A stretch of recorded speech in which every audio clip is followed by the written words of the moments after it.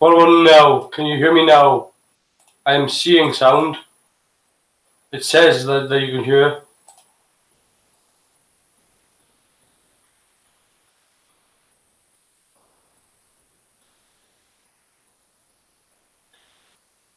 Is it working? Do we have stuff? Is technology technologizing?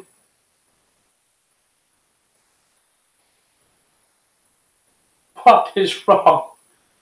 What is wrong? 10 weeks we've been at it. 10 weeks.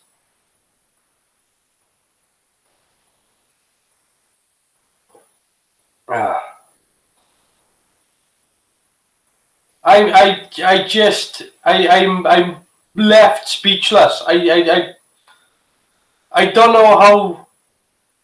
I hope the others that are here watching as well can hear me and see me and everything's working fine. Can you try Chris? Can you try the link for the Hangout at the top?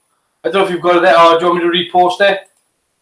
I'll repost it just in case, because I don't know whether or not it's working. Hello, Ian. Yeah, so there's the link there. Hopefully things are working now. I have no good God idea why it wouldn't be, but then again I don't know why it wouldn't be working in the first place anyway.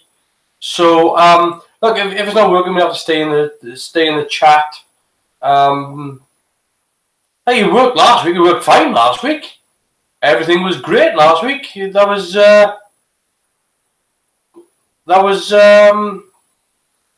well, and you know, but it's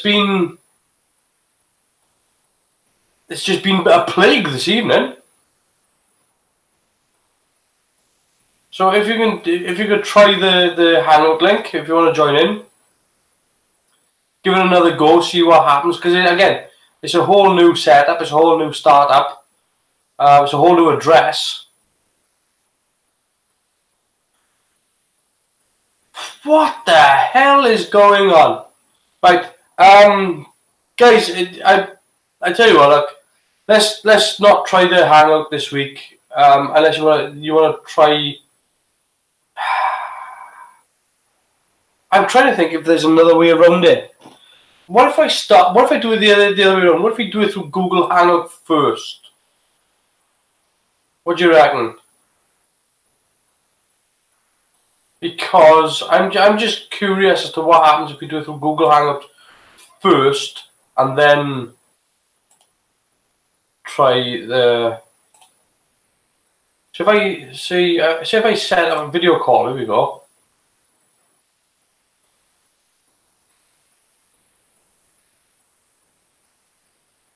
So let's see what happens.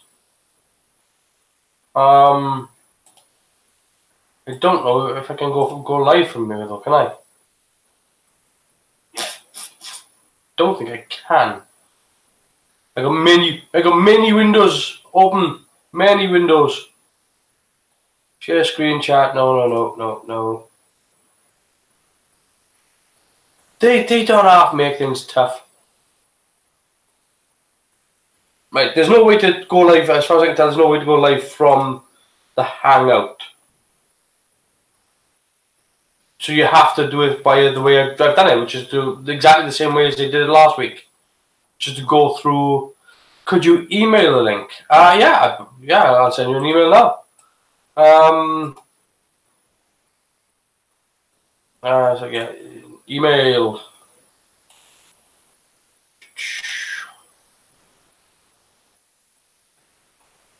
See, the thing is, what usually I don't understand. If I click on the link, it automatically opens up the Hangout and it says everything's fine, and I can even see another view of myself, and then it brings up the you're about to go to join the Hangout on air.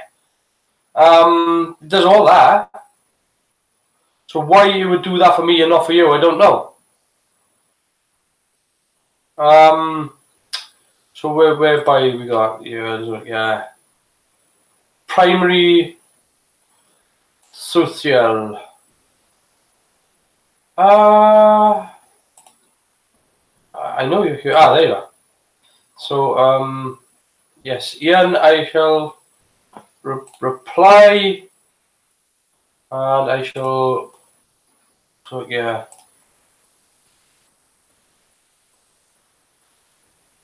Copy that. Paste the link into your reply and send. So yes, I have just emailed you the link to the Hangout. If that doesn't work, then there's something wrong with Google. That's all I can tell you. Doing the same thing. Try posting the link here again. Okay.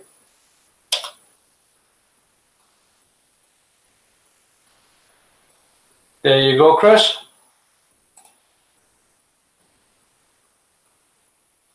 I don't like being beaten. No, I don't like being beaten at all. But I mean, you know, it's been 30 minutes, so I still haven't got into watching any Doctor Who. It's been. What the hell is that? I mean, that's somebody. I can hear somebody's voice. Sounds like Chris. Hello. Hey. So, did you just copy the link? Click on the link that I was just in. Chris?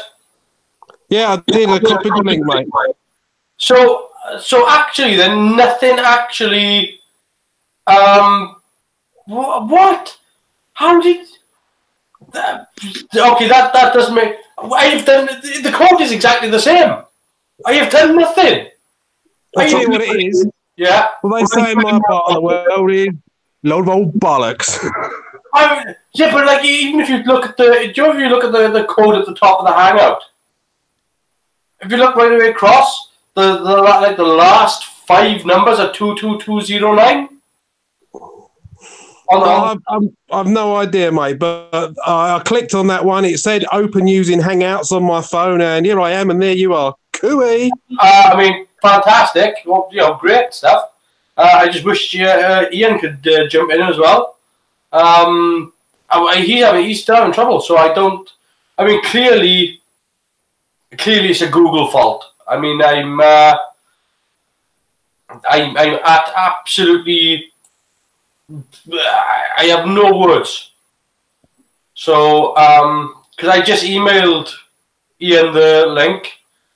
It's exactly the same link. There's no. I have done nothing to it. Let me just check. 22209. Yeah, that's exactly the same one that I got. I'll keep. You know, I'll try to keep the YouTube chat open as well. Oh God, I'm gonna do this now. I got 3 chats open now. To try to do it. So yeah, email back. See, all right. I'll tell you what. I'll paste it once more into the chat. Give that a go, yeah, and let me know if that works. I mean, it's just crazy and frustrating the fact that I've done absolutely zero, and yet here you are. Right, I just clicked on the link you put in the chat, and it's come out and said this page isn't working. Hangouts.google.com redirected you too many times. Try clearing your cookies. Error, too many redirects. Yeah. Can you do me a quick favour, Chris? Yeah. Could you copy the link that you clicked on that got you here and post that in the chat? I mean, I can try, but that means it's on my phone, and you're on my phone at the moment.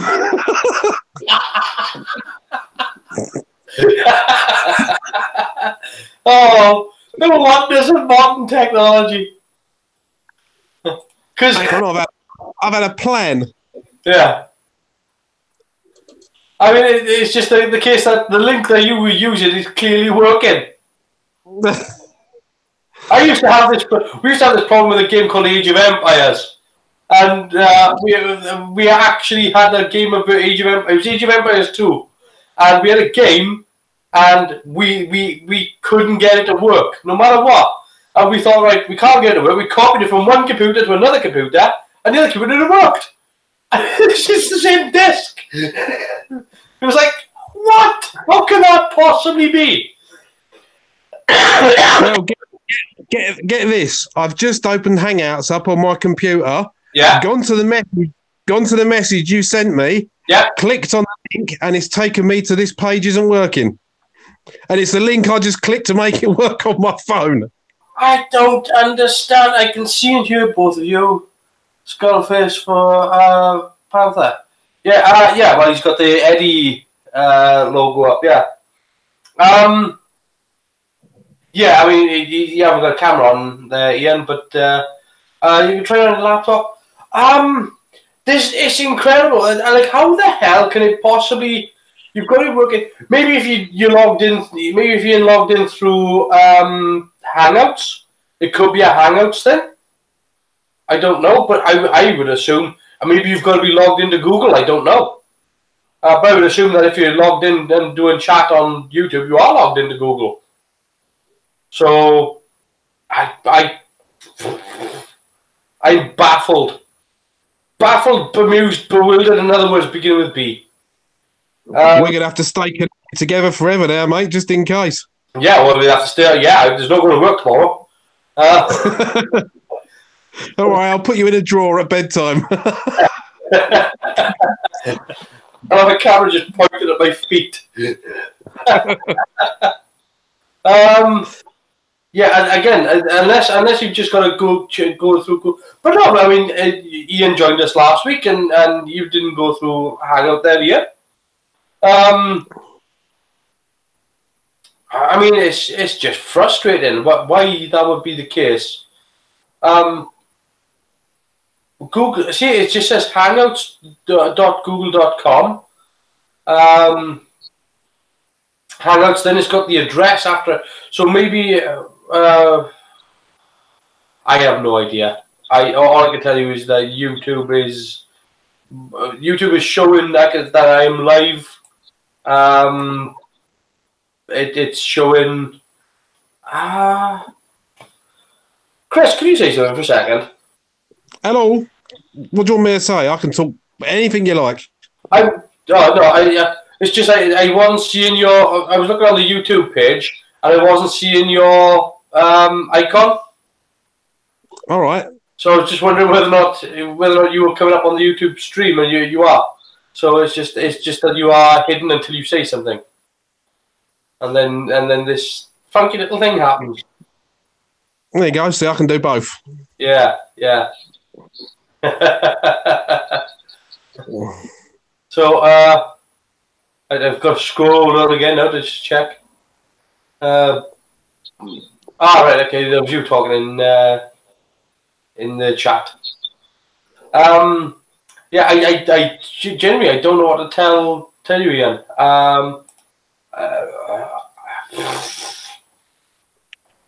No, I get the same error on different device. That's crazy. Chris, when you logged in, did you log in through Hangout? I've got Hangouts on my phone, so I'm permanently logged into Google on the smartphone. You logged into the Hangout. Don't worry. I didn't.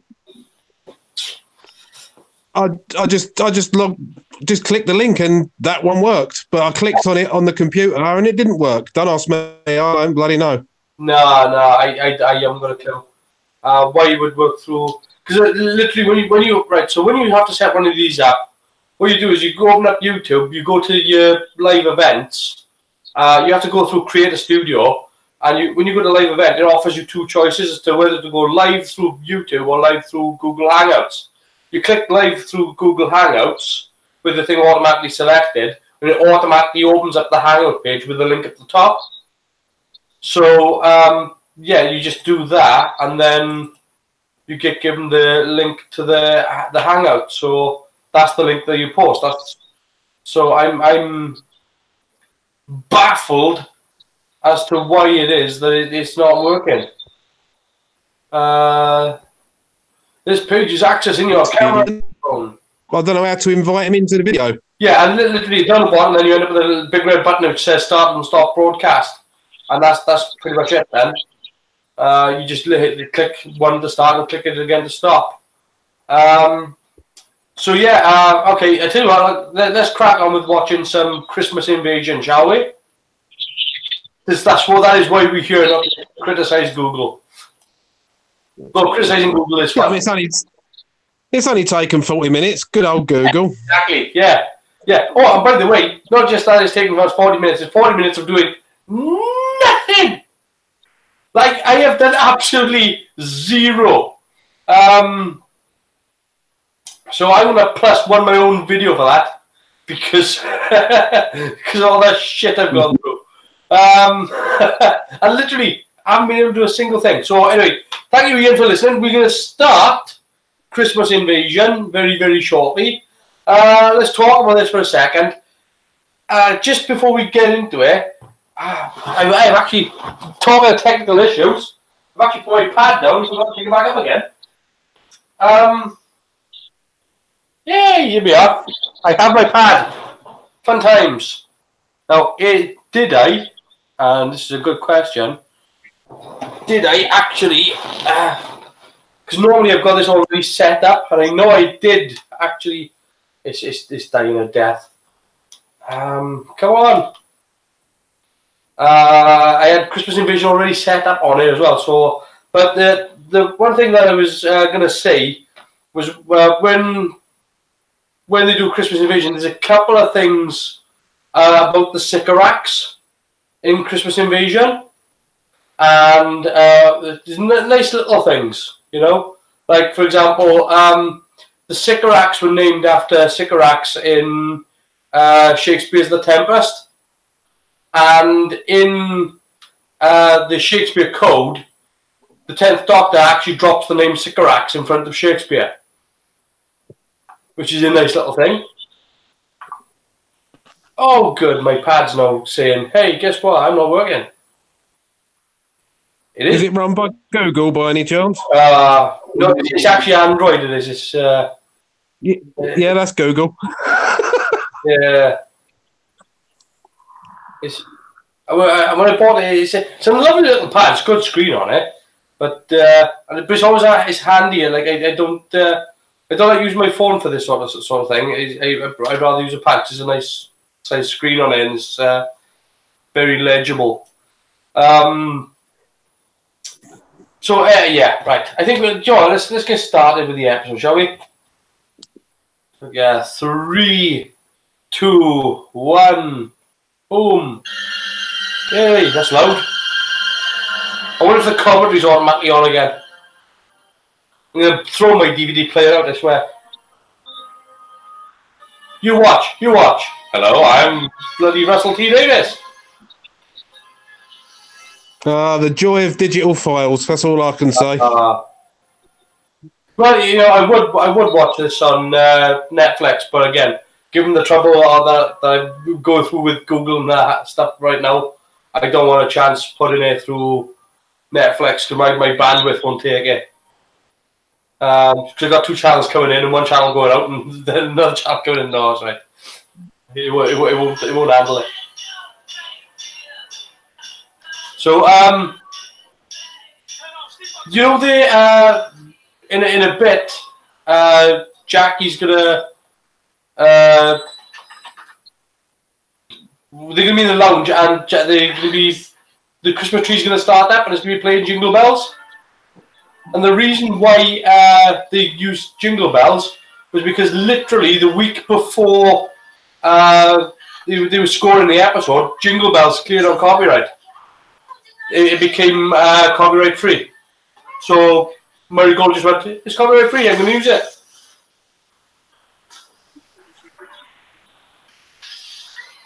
Nice shot. Clearly, Rose is driving now. Oh, sexism. No, it's good because when we watched the little mini episode with David Tennant, we saw him having that mental meltdown. Going, let's go faster. Like, it's a good lead up. And this, of course, is actually Brandon Estate, which is so the Powell Estate is actually represented by 2 locations and 1 model. This is actually Brandon's estate, which is in London, middle of London. It's literally kind of, oh God, it's kind of, if you if you're sort of like the Houses of Parliament, went down a bit and across, it's kind of like a couple of streets behind this. It's quite central. You could, if you went up onto the roof, you could probably see the Houses of Parliament from the rooftop. But it's a place called Brandon's Estate, and if you go on to Google Earth, you can actually see where it is. You can't actually go down there because it's a pedestrian zone. You can go to the street in front of it, you can go to the street behind it, but you can't go down there. And the other location is a place called Lindham Flats, which is in Cardiff. So yeah, 2 different locations used to make up Rose's estate, Powell's estate. And let's not forget the brilliant Doctor Who line from Jackie there. Yeah. Doctor Who. That's probably the only time that's ever been funny. Yeah. And they totally redressed the apartment because somebody pointed out why the hell does Rose have a pink bedroom filled with teddy bears, which is what you saw in Rose. And she's like, no. And yeah, the other thing as well. See, Rose is wearing a red jacket there, and her mother's wearing like a lavender colour. But they're all wearing similar clothes. Right. The reason why the costumers chose them was because the colours clash, and they wanted the colours to clash because the 2 characters are clashing. That's how much thought these people were putting into this show, was that they decided to choose colours, so they were practically wearing the same costumes, but in those colours because they wanted them to clash. I mean, it's some great stuff going on in this episode.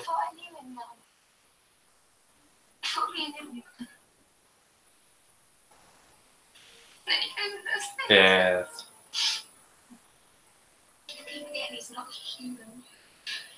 But yeah, I mean, there's lots of things that they did. Like, you know, they totally redecorated the set for the apartment because obviously it had moved location as well, and it had been damaged in location, and they kind of went, you know, that's been a bit much. Let's tone it back a little bit and make it a bit more real.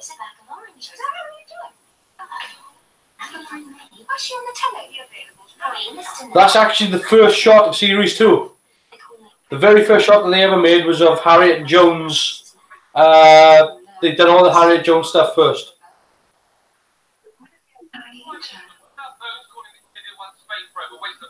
Now that's where you're wrong. I completely disagree with you.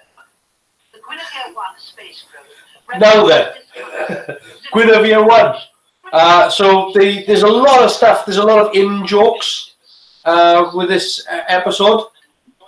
So Guinevere 1 was actually called Guinevere 1 to go along with the actual space probe that the British had launched 2 years earlier. And this was going out exactly 2 years to the date that it disappeared. So that's why they call it Guinevere 1. And why they did the whole space probe thing. Also, if you watch on the screen later, you'll see that they've actually spelt Guinevere 1 wrong. There's too many I's and not enough E's in it. And where they're walking right now is outside of Howell's, which is the shop that blew up in Rose. So they're about to walk up here now. They're literally outside. That's literally the shop that Rose ran out of when it blew up with Christopher Eccleston. But they're about to walk around the corner now. Apparently, from what I've been told, this entire bit by here was actually totally redone just for the Santas, because originally it was going to be done inside a shop.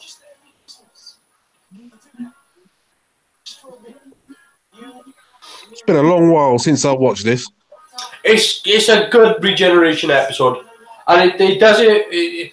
Remember when we were watching Castrovalva and I said about how Peter Davison spent a long time lying down and it didn't really come to anything?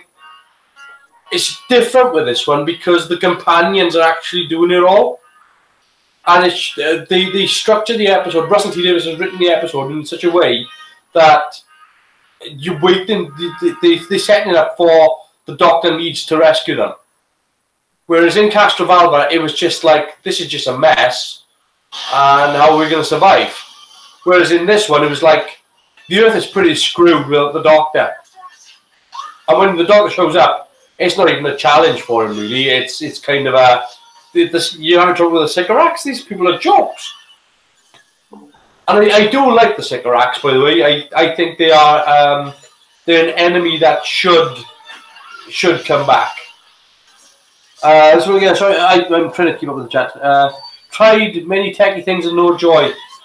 I have no idea. Sorry, Ian. I have no idea whatsoever. I can only assume that if you were to sign in through Google Hangouts, I could send you the link in Google Hangout, and you could try what Chris did.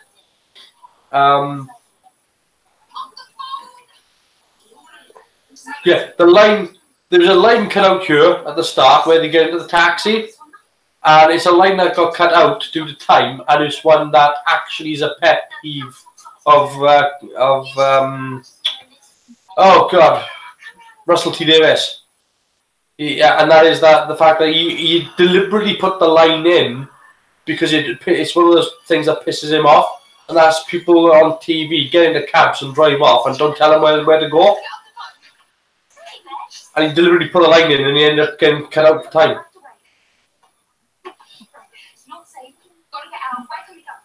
Now then, watch this, right? Watch this Christmas tree, because this is brilliant. And people don't realise just how clever this is. So, there's a CGI Christmas tree here, right?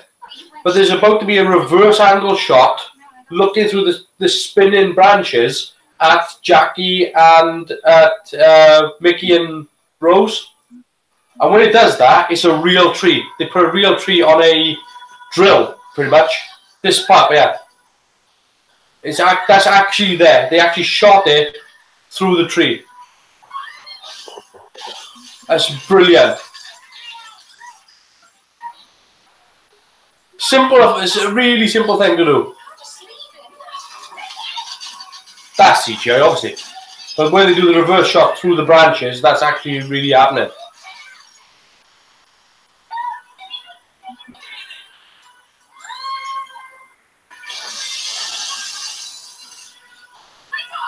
Yeah, and that's the only reason why you got Jingle Bells playing is because it literally cleared like 2 weeks earlier.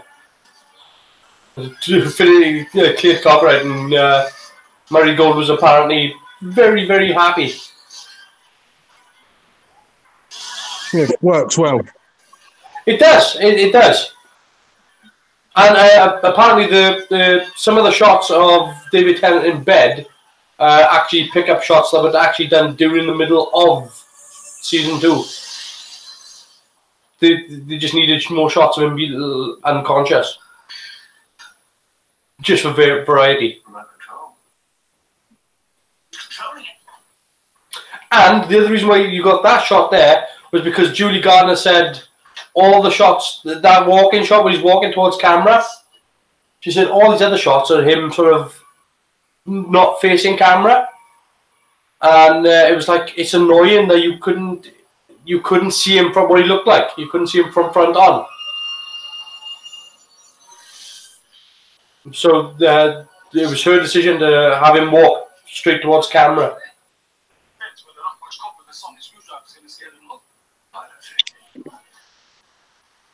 She was right though. I mean, if you've only got him from sort of like this angle or that angle, and you can't really see his face. To have that sort of power shot where you're walking straight towards camera.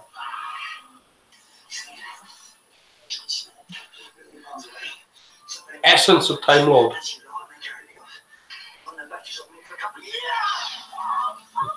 Either that or he's been on the jail freezes.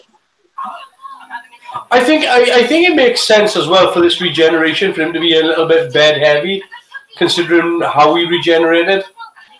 You know, from the night that he was extreme damage from the time vortex. So I think a lot of damage takes a lot of recovery, right? Oh yeah, definitely. So I think for him to need to be unconscious for a bit, I think is one of those. It's a. There's times when you can expect, like, I like the Capaldi regeneration, but I thought that went on a bit too long, where he was in bed a bit too much. Considering I liked how when he done those change from Matt Smith to Peter Capaldi, that it was that sort of like that. He'd done the regeneration, he was still Matt Smith, and then he just turned and popped, and then all of a sudden he was Peter Capaldi. And I thought that snap change was really clever.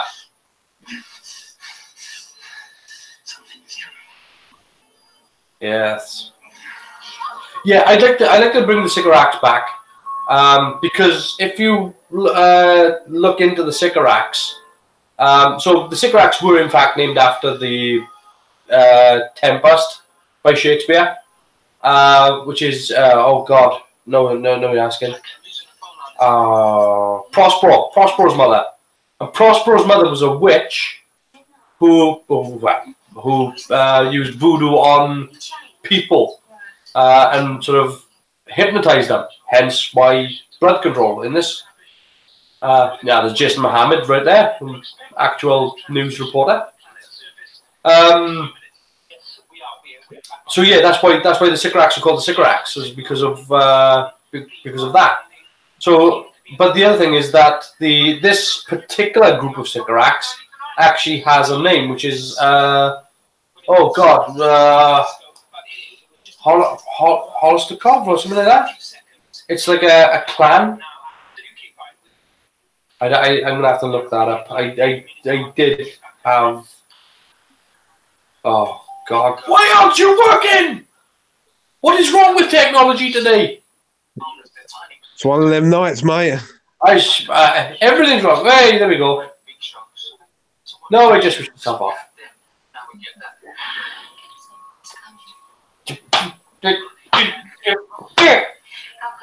All right, Basil 40, calm down.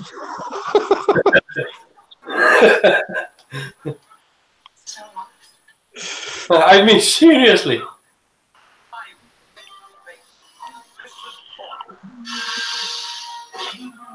There's a really great bit in this as well.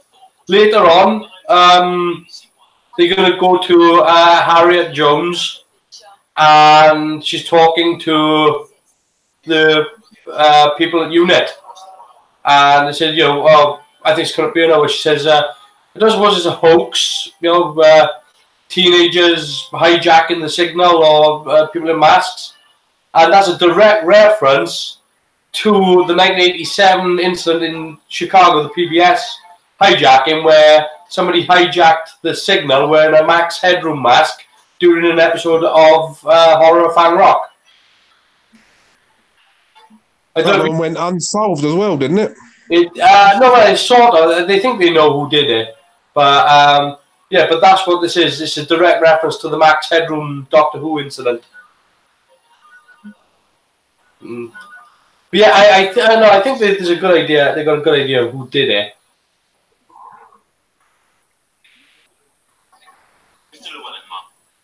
Harry Jones, Prime Minister. Well, yes, I know who you are. I suppose I've ruined your Christmas. Never off duty. Now we can put out a cover story. Alex has been. Nicholas Courtney should have been in this.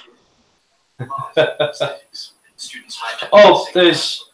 Yeah, absolutely. I mean, it was great to have him back for John Nicholas Courtney for the Sarah Jane Adventures. That would be nice. I don't suppose anyone's offered you a coffee.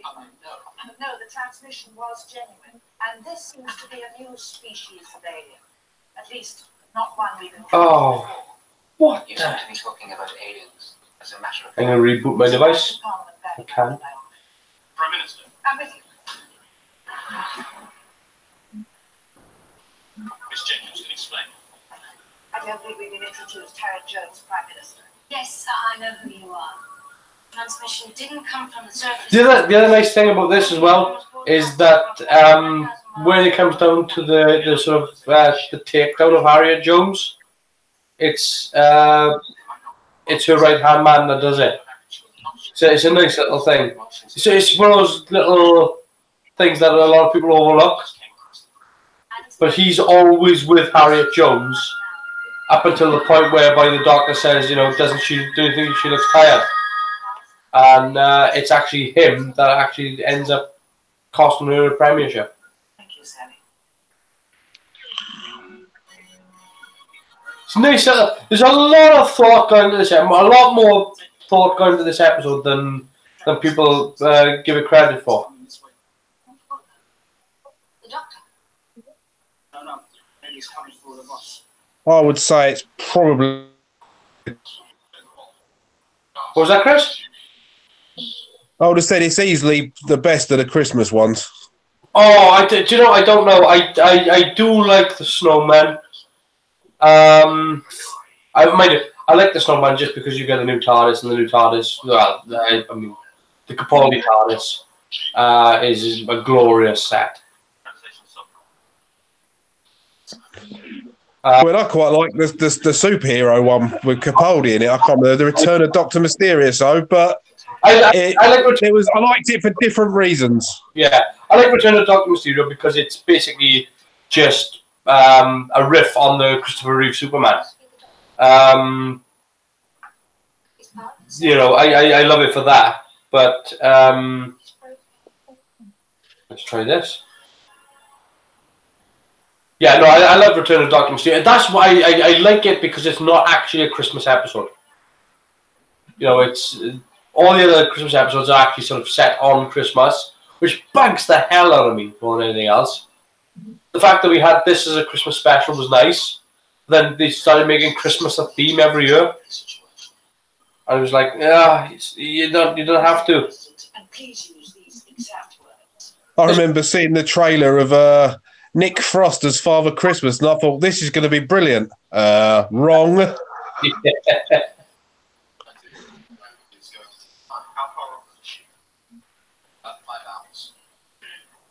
This set here actually isn't actually a set. Where they film in there is actually the Millennium Stadium, and is the same area where they filmed Dalek. Millennium Stadium, you say? Isn't that the Principality Stadium? Is it Bollock? Stupid shots. No, not ever. Not as long as I've got breath. I can't do it. This is, but yeah, I mean, that's pretty much exactly the same area. You'll notice it when they go to the stairwell that it's exactly the same stairwell that they use in Dalek as well. So, British rocket group connected to Quantum. Yes, that's right. Yeah, the British rocket. Well, it was British rocket something else group, wasn't it? British Rocket Agency Group or something like that.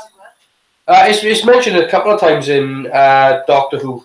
But yeah, it's very much a quartermaster. Yeah.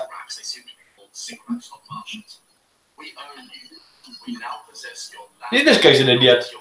They're called Sycorax, not Martians. She told you they were Martians. She literally said to you, they're not Martians. Oh, good grief. Not you that I think stay. No, it is the right person. Stay. Send them a reply. Tell them this is a day of peace on planet Earth. Tell them we extend that peace to the secret. And then tell her, piss off. This planet is armed, and we do not surrender. That's not what the French said. Cheesy. I'm not even going to go there. Not on your stream. Not everyone finds comedy racism funny. Oh dear.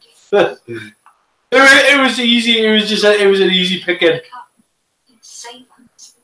No wonder they're trying to invade. They're getting mixed signals.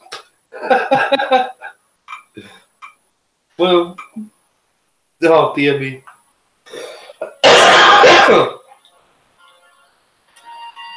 Doesn't help either. The past few days, I've had this terrible cold. I was in, Oh, don't, mate! I've had a dog shit week of a cold. I tell you. I was in work yesterday, and I was feeling like death, and I left work, and I thought I'm not going to be able to manage this. And then, I mean, I've been good, but every time I laugh now, it just gets right in my chest. Well, mine started last Sunday. I listened to a bit of the playback of last week's stream. Yeah. And every now and again, you could hear me cough, and my picture come up on the screen. I was like, oh, yeah, that's when it started. Yeah, yeah. So, yeah. They did a good effect. If you watch after the episode ends, they do the coming up this season on Doctor Who, and if you watch it, you'll notice there's not a single VFX shot in it because they didn't have anything ready.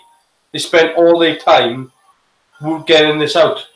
So all the coming up this season on Doctor Who had no VFX shots in it whatsoever. Apparently they ended up having 16 people working just on the wardrobe shot. And they said, well, you don't all have to be working on it. It's just like, yeah, we do.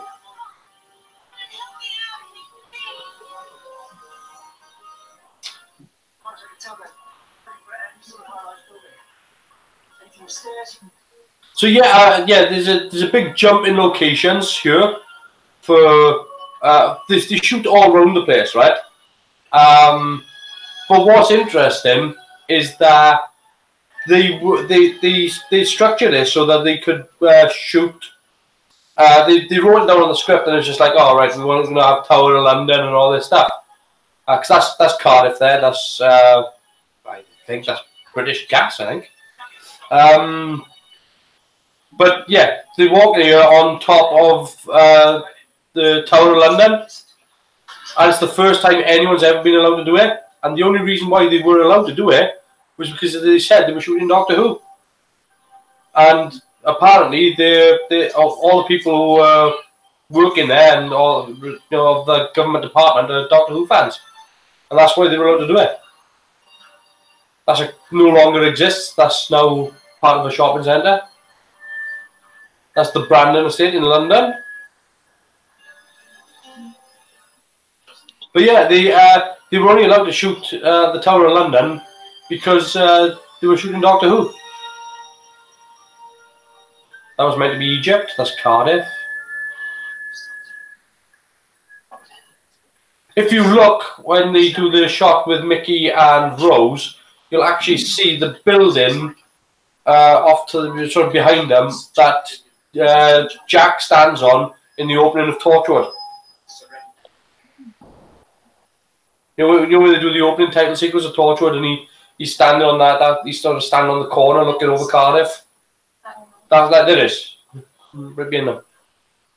Wait a minute. There is a pattern. All these to be mother and So yeah. I finally got it working. Finally. Hooray! Can't remember what I was looking for now. have you got the on file for all your stuff? Once we have yes. Here we go. Still working on it. Bear in mind. Yeah, Torchwood. So at this point as well, Russell T Davies had a 30-page treatment, I think, for Torchwood. Here it is. He kind of had the outline and knew what he wanted to do, so but that's where it wasn't about. He knew it was going to be Captain Jack, knew it was going to be in Cardiff, knew it was going to be on the Rift. But it was a very brief description, loose description of what Torchwood ended up being. Nothing, but it's my fault. Wouldn't it be a wonder? It's got one of those And apparently, Daniel Edwards, I think his name is, was cast in this because he was used as a kid. Do you remember the show Why Don't You? The Why Don't You gang? Oh yeah, I remember that. Well, apparently he was one of the Why Don't You kids. And Russell just has used him ever since.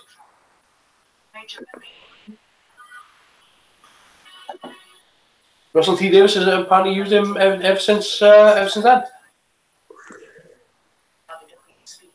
Also, David Tennant's casting in this. We haven't really talked about David Tennant in this because we haven't really seen him. But so David Tennant before this was actually in Casanova, which was Russell T Davies as well, and that was only 3 episodes long. With Russell T Davies written, starring David Tennant and Peter O'Toole. I saw one episode of it briefly. I don't really remember that much about it, but it's what really made David Tennant famous, and it was a last-minute casting, not because Christopher Eccleston had gone. It was a last-minute casting because he wasn't the first actor cast as the 10th Doctor. The first actor cast as the 10th Doctor turned it down, and then because he was moving to Australia with his wife and kid. And I don't actually know who the actor is that was originally cast. But apparently, yeah, David Tennant was shown the first series of Doctor Who, or what they had in the first series of Doctor Who, and then Russell T Davies said, fancy playing the part? So, yeah, what a way to get cast. That's one way of doing it. Yeah. So look, yeah. See if I got any, if there's anything here.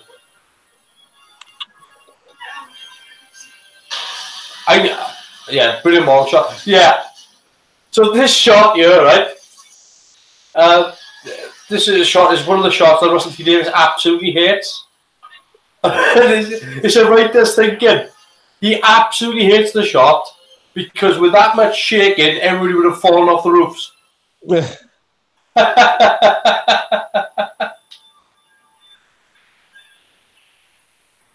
Should have been witty at a wedding.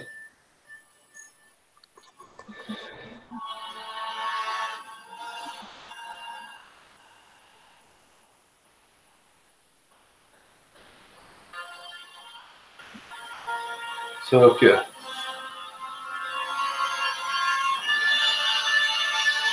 So yeah, the episode.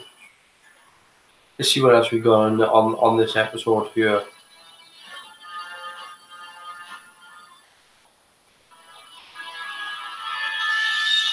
But David's casting, you mean? Yes. Well, again, I mean, you'd worked with him on Casanova. So, I mean, that is really. I think he was probably. I mean, David Tennant was probably it was a very popular thing. It was only 3 episodes, but it was kind of like Casanova was everywhere when that happened. I'm trying to think of probably. I mean, Patrick Troughton's probably the most famous person to ever be cast as the Doctor.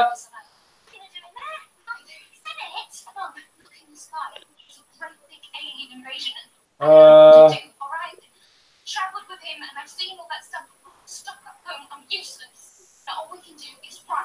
But I mean, Peter Capaldi was quite well known for playing Malcolm Tucker when he was offered the part. I mean, that's where I knew him from. Yeah, but I think that's only where. Yeah, well, I mean, Peter Capaldi is the only Oscar winner to play the Doctor. Yeah. Well, I would have said no. I'd still put Patrick Troughton above, because Patrick Troughton was really well known for playing Robin Hood, which is why the cheeky, when they do Robot to Sherwood, they've got a picture of Patrick Troughton as Robin Hood. It's quite a little cheeky thing to do.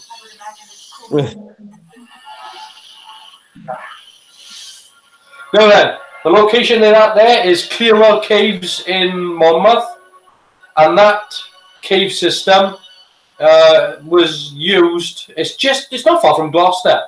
That cave system was also used for pretty much all the other cave systems, really, all the other rock stuff.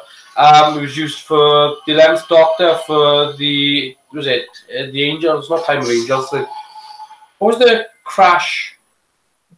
The crash ship. Oh hell! It wasn't Time of Angels, was it? There are lots of caves in that one. Yeah, that's the one whereby the one where they go up with the army, the priest.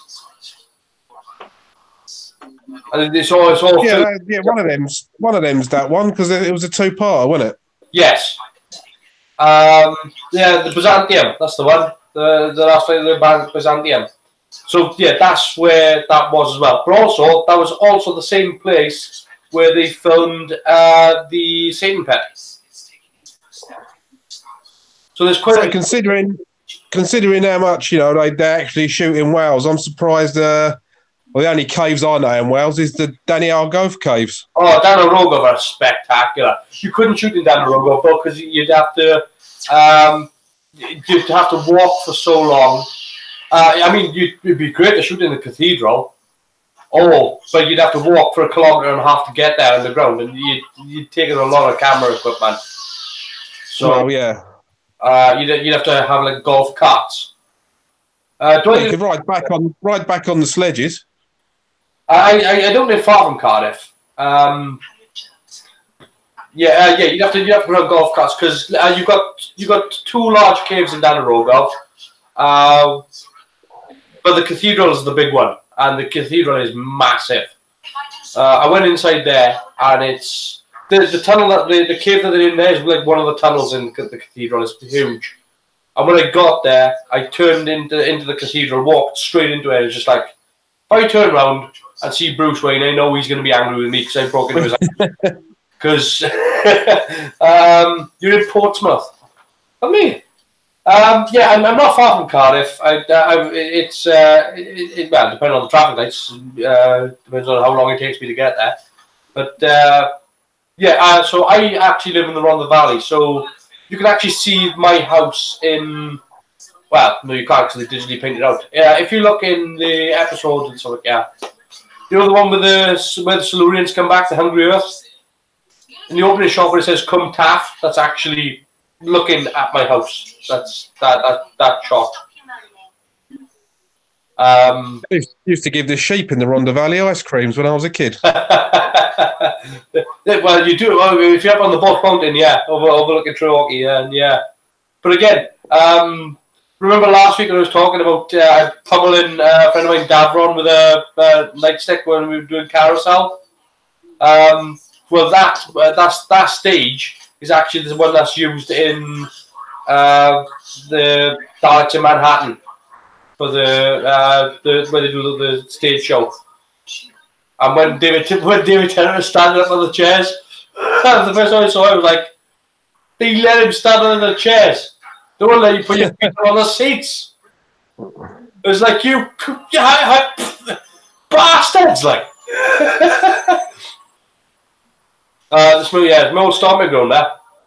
Parking there theatre. I went to Cardiff for the Doctor Who experience on Torchwood Shrine Tianto. Yeah. So a lot of people don't know this, but if you go down it's called Roald Dahl Plaza, and if you go down to the under the bridge and turn right, that door is actually the door that was the door to Torchwood when they used to have when Torchwood used to have pizza deliveries and all that. And there's a mesh screen that's been put over it because you said this not a real door, it's a dummy door, but it's been bolted there and left there, and so you can open the door, but you couldn't actually walk inside. So what they would do is they would open the door, walk into where this door space is, and then cut to the interior. Well, since then. It's not just the Yanto, but it's all the other cast of Torchwood that died. And they've literally, where this mesh screen is, they've literally covered it with photos of all the dead from Torchwood. But yeah, Roald Dahl Plaza. And if you can find your way to the bay, good luck on you. Doctor Who experiences. Apparently, I haven't heard any more on it, but I've heard that they are supposed to be opening it back up in Cardiff Castle. So, whole new bit built under the TARDIS there. They literally rebuilt all the underside of the TARDIS there just so they can get this one shot. They actually had to pick up a panel on the floor just so they could have that. There's a lot of vaping goes on in Doctor Who, mate. Yeah. And that's, what's his name? Sean Gilder, playing the Sycorax leader. And the first time I saw him, it was just like he's kind of a British version of Edward James Olmos. If that makes sense. He's that sort of actor. He's that sort of. He's got even got that sort of stony look face to him. I addressed the sticker act. Put into Article 15. Yeah, I mean it's good that they do this, just to show how lost everybody is without the Doctor. And they were actually going to bring back the Sycorax as well for the Shadow Proclamation. Apparently the Sycorax were going to be a faction, but it was going to cost too much to do the makeup, so they just went with the Jadoon because they already had the rubber masks. Probably with the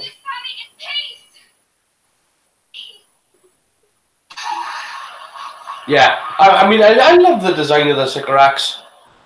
Because all the other stuff that they do when they do like aliens is to make everything look very sort of metal or very sort of technological, and the Sycorax have gone a completely different direction. Everything's bone. Even the stuff he's wearing on his neck is all sort of very voodoo. He's not wearing anything that instantly says military or. It's very good looking. Waste of a good design. The way he's prancing about there, though, and the way he's enunciating his words, you expect him to say, "Oh, Kalimar," and start pulling people's hearts out. Yeah.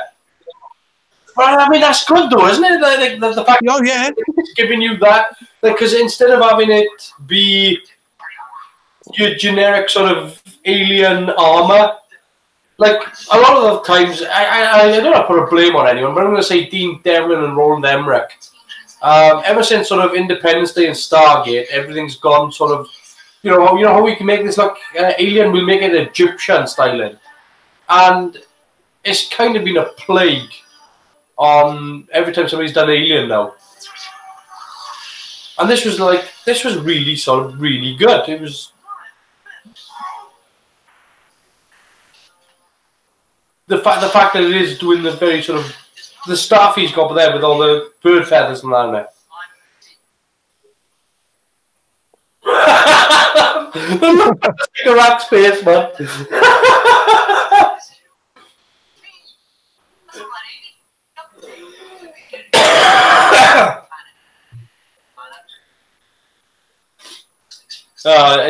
This is just a look of that. What? But yeah, there's so many references to everything. You know, you've got the Lion King reference. You've got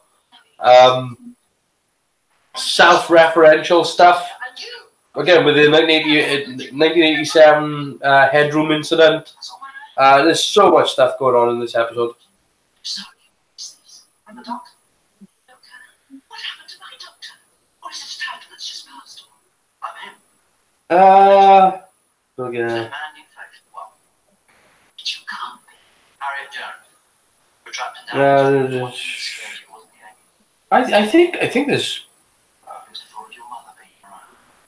Yeah, the closing credits has the restoration of the Middle Eight, which was the other one didn't have.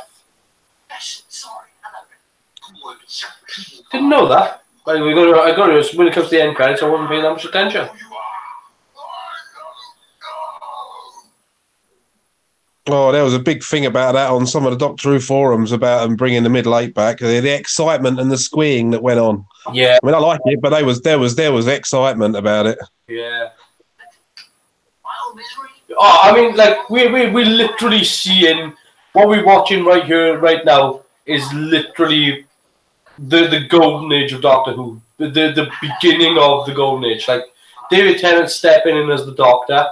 And like Russell T Davies himself even said, when he was writing for David Tennant, he was just writing. He wasn't trying to make the character witty or charming or anything like that. He was just writing it as, you know, every other Doctor he'd ever known, like Pertwee and, you know, McCoy and all that.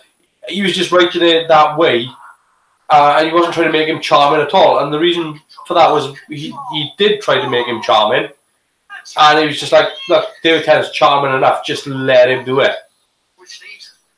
You know, he's not writing it any different to the way you would have written the Ninth Doctor.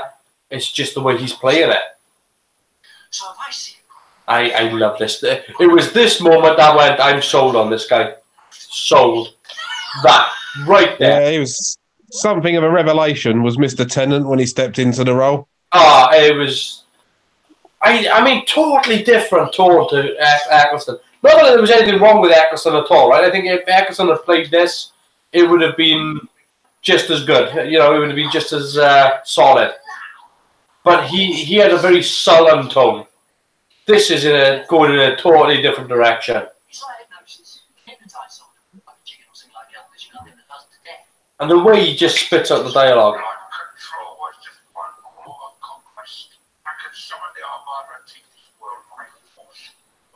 But I love everything about the Sycorax makeup as well. Like if you look at the bone on the head, it's got like a gloss to it. It's so beautifully done.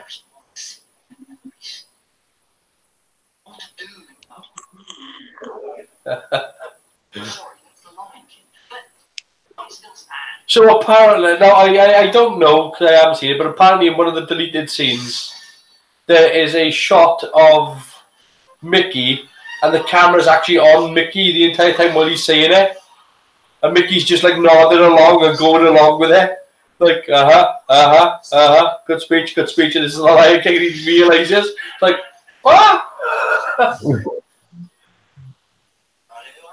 So they're in Clearwell Caves. Now, this is not to ruin people's suspicion of disbelief, but they're about to leave Clearwell Caves and go to Barry Island for the external shot, which is supposed to be the sort of the wing of the ship. There's a lot of digital matte painting going in to paint the rest of the ship in. And the reason why you get the upshot when they go outside and you see that there's this big, huge blue sky. The reason why you've got all the blue sky and nothing else is because if the camera pans down too far, you'll see that it is in fact just looking over the sea. And the other reason is that it's not often in Wales you get a blue sky like that.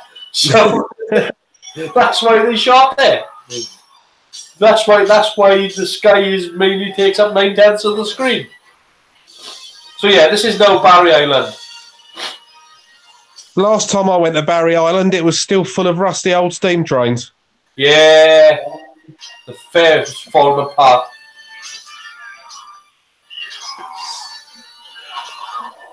But yeah, all the shots, these shots here are just literally looking out over the sea. And the reason why this angle is like this is because we hardly ever get a sky like that.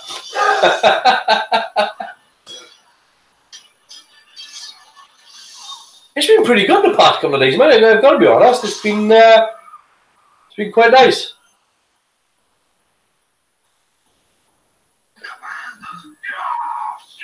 Now then, somebody brought up to Russell T Davies about this whole bit here, whereby he grows his hand back, and they were mentioning the fact that, you know, this is just something invented for Doctor Who, that they invented for this episode. And he was like, well, no, Time Lords have a particular amount of time whereby they can keep regenerating. And when he was questioned on it, he actually mentioned that it was the reason why you could do it is Romana. In one of the Doctor Who episodes, Romana regenerates into several, because she's still in a regenerative cycle, she can keep regenerating in different forms. And that's, so if you're injured, you can regenerate.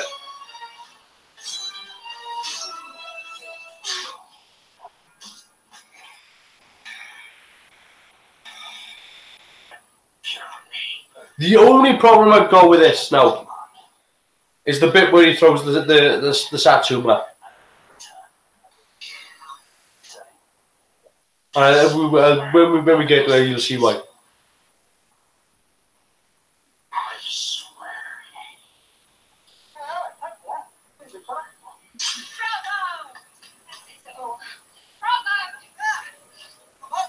So. Way off the deck now. There was a nice man. What have I got in here? Yeah. Super. Oh, that friend of your mother's. He goes like his So yeah, I just want to know one thing, just one tiny little thing. Right? What the hell is that for? What is it?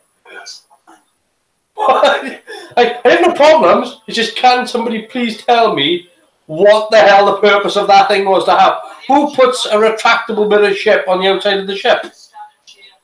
Someone very good plot. Well, Jack wasn't really regenerated, and what was happening was that Rose brought him back to life, but couldn't stop bringing him back to life.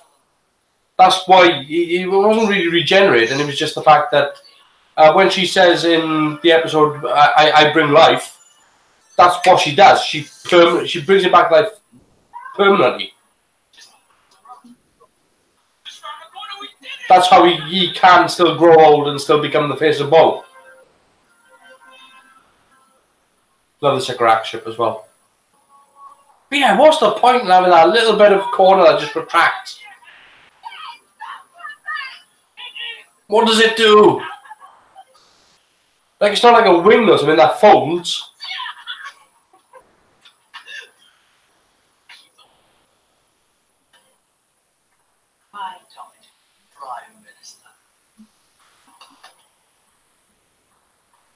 I'd like to bring Captain Jack back as well for an episode of Doctor Who.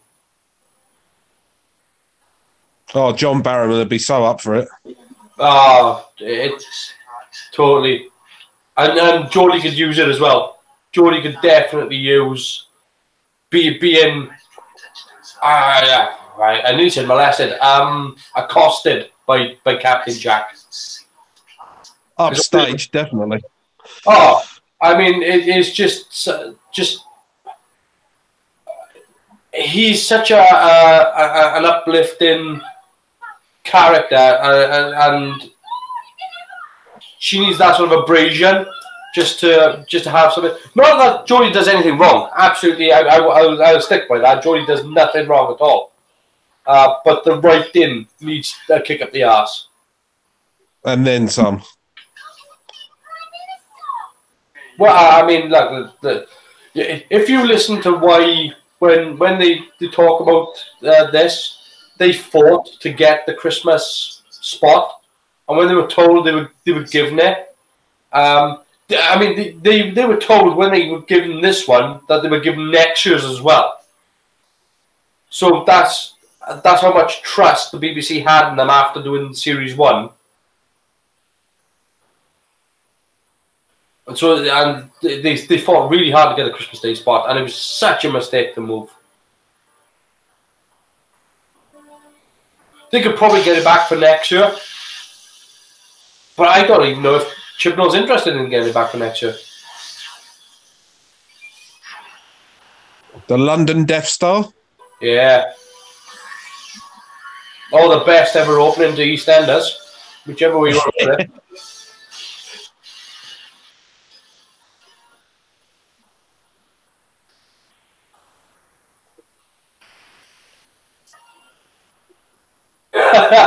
Russell T. Davies talking about this.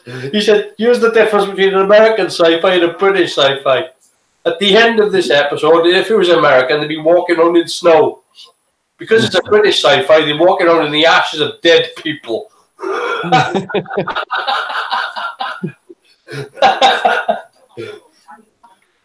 It's got a touch of happiness with a bucket full of cynicism.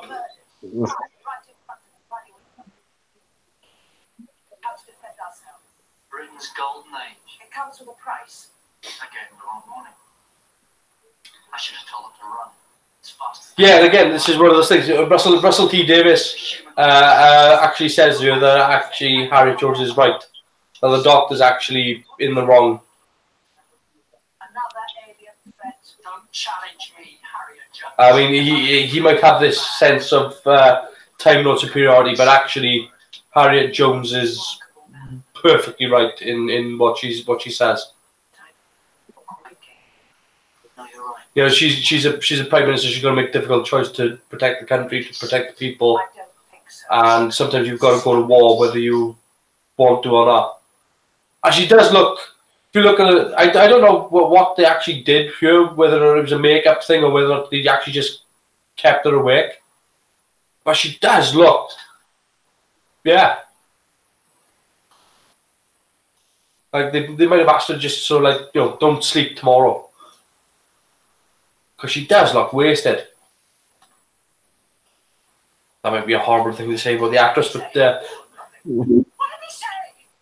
Nothing, I don't know. yeah, see, I mean, they've had him at her side the entire time, and now he's going to be the reason why she ends up losing her premiership. Great little. There's lots of little things just woven into this that you just don't realise.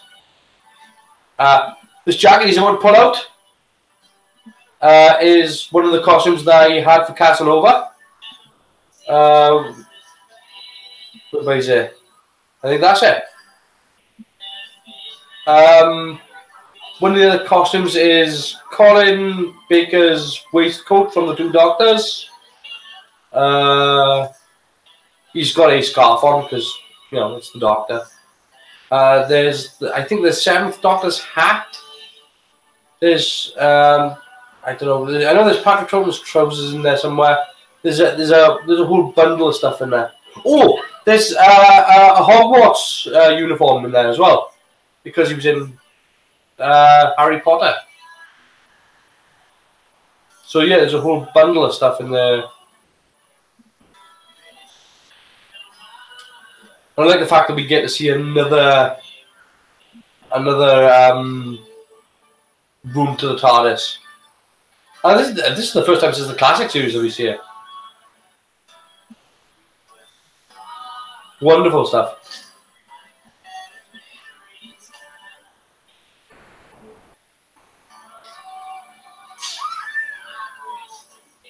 So, producer's scarf. Yes.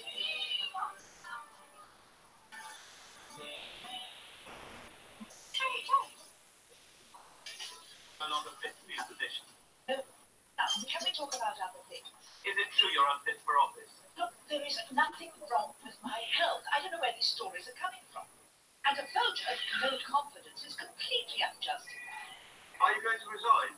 On today of all days, Yeah, so obviously there's a very Thatcherist thing going on there that they put in. Because a similar thing was said about Margaret Thatcher. She seemed unwell. She was unwell though. In the head. Oh, I don't know, mate. Policies aside, she's a lot more stand-up backbone than what we've got now. Yeah, look. Hey, I might have hated the witch, but I mean, she would. Oh God, you can't even compare. Can you imagine Brexit? It would have happened 2 years ago under Thatcher. She'd have walked into Europe, gone, and just walked out. Yep, that'd be about the size of it. Oh God, 3 votes. I don't want to get political, but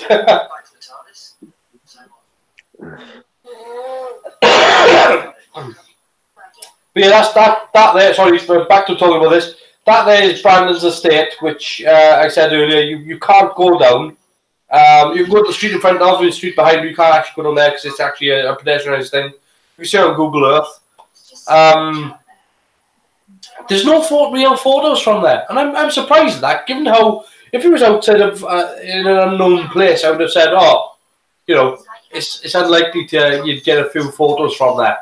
But it's right in the middle of London. It's literally 10, 15 minutes walk from Parliament Square.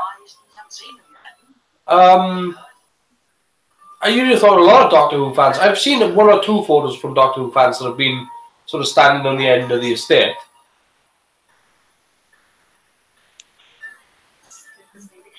I've seen a few from like Linden Flats in Cardiff, where fans have gone to sort of get the Doctor Who pics.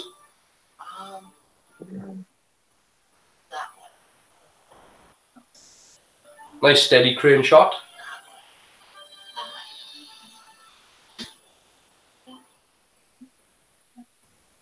Good way to start the series. You show how...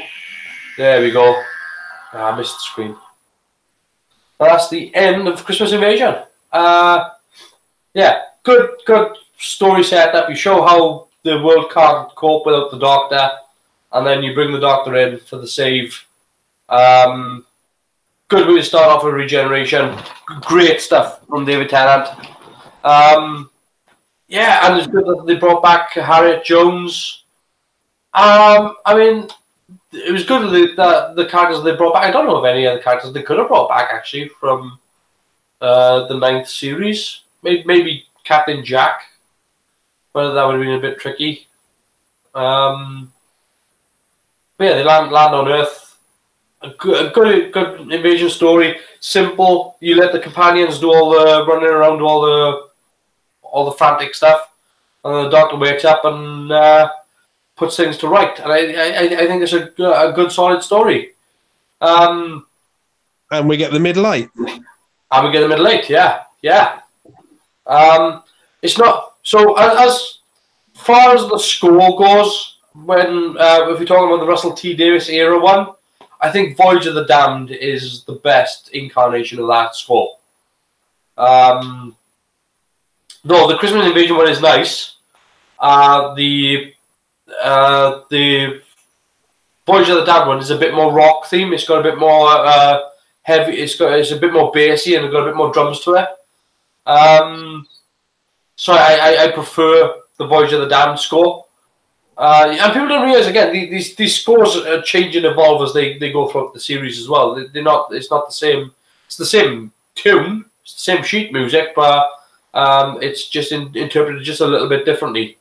I wish they'd made a bit more of a change though with Tennant, considering he was a new Doctor. They didn't really change the TARDIS that much. They didn't really change it. I mean, I don't know. They moved from Newport to a boat. So when they took the set up, they had to do a lot of repairs to the set because when they moved it, it cracked and smashed. Not the best of, not the best well constructed set either. Let me just quickly let's have a look see if I got, because I'm in the Hangout now. I can actually screen share. So if I oh, let's have a look. Yeah, is this going to have a meltdown?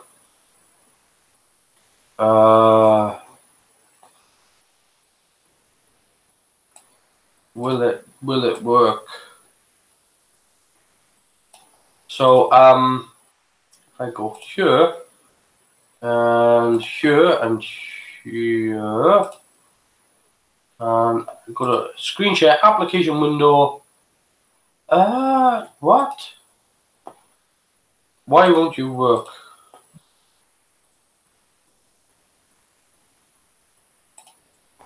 What? I've got an application window open. Screen share. Application window. So I'll do that. Share. Go on. Boom. Now you should. Oh, off into infinity. So you should be looking at the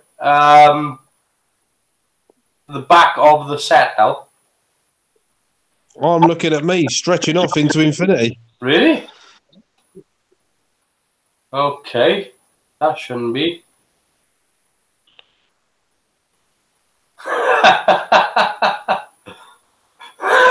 That's brilliant. Why is this? My own time vortex. That's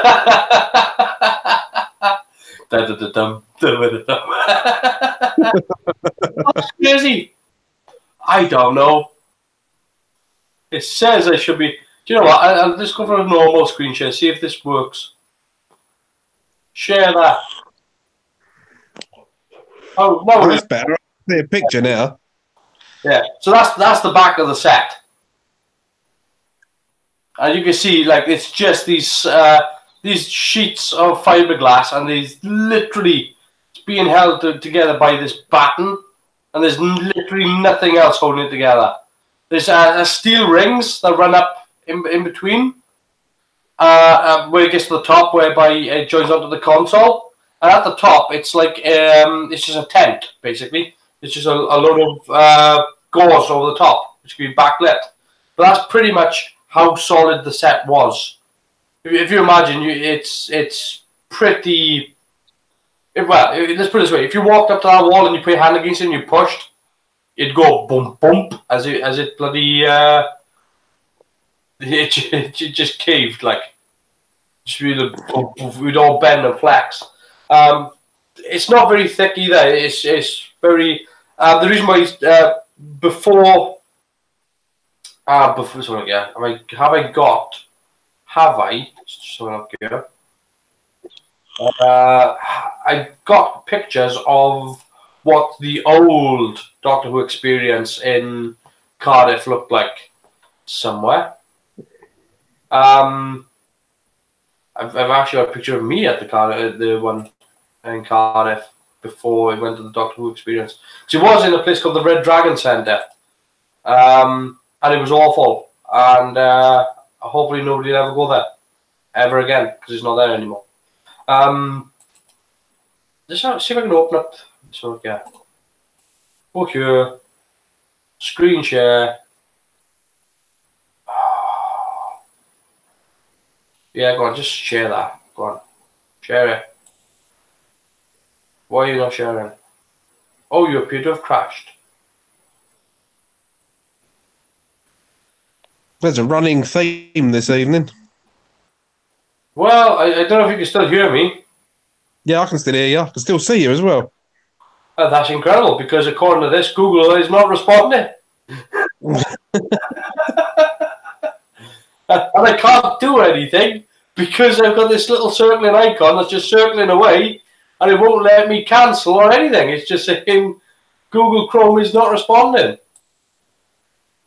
Oh, it's all... Nope. Even YouTube has stopped now as well. Everything has gone whited out. You're still there. Well, I mean, I'm assuming Ian is still there as well. Ian's just said you're still visual. I've got the YouTube chat open. I have a little blue circle that's going.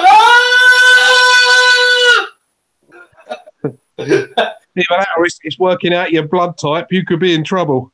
Well, I am going to be in trouble because I can't end the broadcast until it stops and starts responding. So we're going to be on for a while. I mean, I don't know really what to say now. What was you? I can't really show you anything from. So yeah, we used to have the old Doctor Who. The first Doctor Who experience that we had was in the Red Dragon Centre, and it was not very well done. We had a Dalek there. There was the big levers they had in the one where Rose goes to the parallel dimension and she's hanging off it and she falls and goes through the wall. Yep. We had those there. There was a lot of mannequins and costumes. There was oh god, we had the original TARDIS prop there. I think I've talked about this before, and it was not in good shape. They just literally just let it rot and painted it, and then they did actually put T-bar door hinges on the outside of it and just screwed it straight to the wooden panel on the outside, and just painted blue over the top of them. And there was nothing left to the base. The base was totally shagged. The roof had collapsed in, and they put it on this plinth, and they were spinning it around. It was just like, that's not going to hold together. I mean, why they didn't think of putting it back together, I don't know. We had what else was in there? There was it was a small area whereby they actually had a couple of the cracked walls that they had transported from Newport to Upper Boat, and so you could actually stand in sort of a small sort of area of the TARDIS then. So you can see how tall the ceiling was in the TARDIS. You had sort of, there are two pieces of the wall side by side. So you actually had this sort of representation of how big it was. And then you had the actual foam core model that they had built to build the set, which is a model about this big of the actual set. So they had sort of things like that there, and they had. I remember them having the blimp there from Aliens of London. Not Aliens of London, World War. Oh God, Empty Child. My brain. So yeah, they had all those things like that there, but it just the layout was really, and they charged you to go in a lot of money to go in as well, and it was just like this isn't worth it. Like it's, I mean I don't know. I know Ian went to the Doctor Who experience. I was going to, but at the time I went to go, it was going to be me and my son, and it was like £45 each. And it was a case of I'm not paying that. I love Doctor Who. I went to the Doctor Who experience in Longleat, and I went to the one in Llangollen. The one in Llangollen was probably still the best, as far as I'm concerned. Though the one, I'm assuming the one in Cardiff made an effort because it looked good. But I think the one in Llangollen was a brilliant one. But yeah, I'm not paying £45 for a ticket. I'm sorry, I can't do that. I would say, like, because the reason being is that it's not a day out. It's an hour or an hour and a half that you're going to spend inside the experience. You might spend like 2 hours inside the experience. So if you look at it like that, you're looking at it like comparable to a film, to go to a theatre or something like that. So how much would you spend if you were going to go watch a film? Well, charging the same price for kids and adults is ridiculous. Well, I mean, it was they had like this family offer and things like that on, but it was like, if you imagine, right? If you imagine that it's you, your partner, and say 2 or 3 kids, you're looking at about maybe 100 to 150 pound. Then there's the shop that they got inside as well, which is going to be all merchandise, and that's probably going to be on the way out. I mean, if you look at what you would spend as a film, like let's say you were going to take your kids to a theatre, to a cinema to watch a movie. Say you had to pay. Let's look at top bracket prices. 3D glasses kind of thing. You're talking maybe 15 to 20 pound with popcorn and a drink or whatever.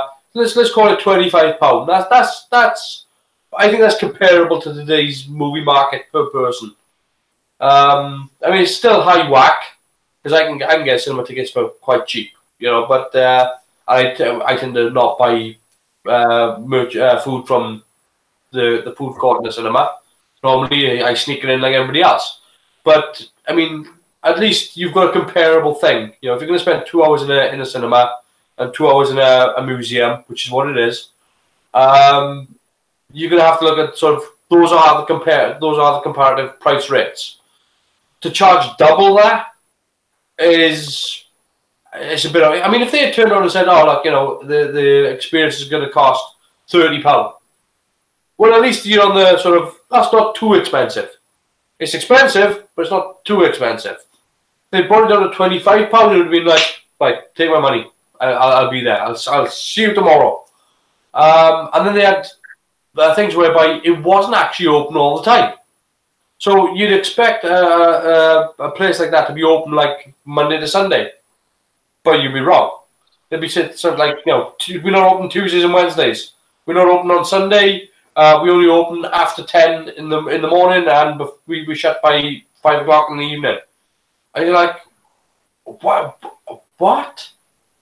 Surely you should be open from like yeah, 8 o'clock in the morning till like 10 o'clock in the night, Monday to Sunday. And yet, I mean, to not be open. I mean, I think on a Sunday they were shut early. Why you'd be? No, it's a weekend. It's when your kids got days off school, where people got days off work. Why would you close? But then they had, you would have booking days whereby they would have schools go there or things like that. So that's understandable that they would close the thing for schools. But then obviously then they shifted then. The reason why I think it doesn't work being out in the bay was it was a very difficult thing to find.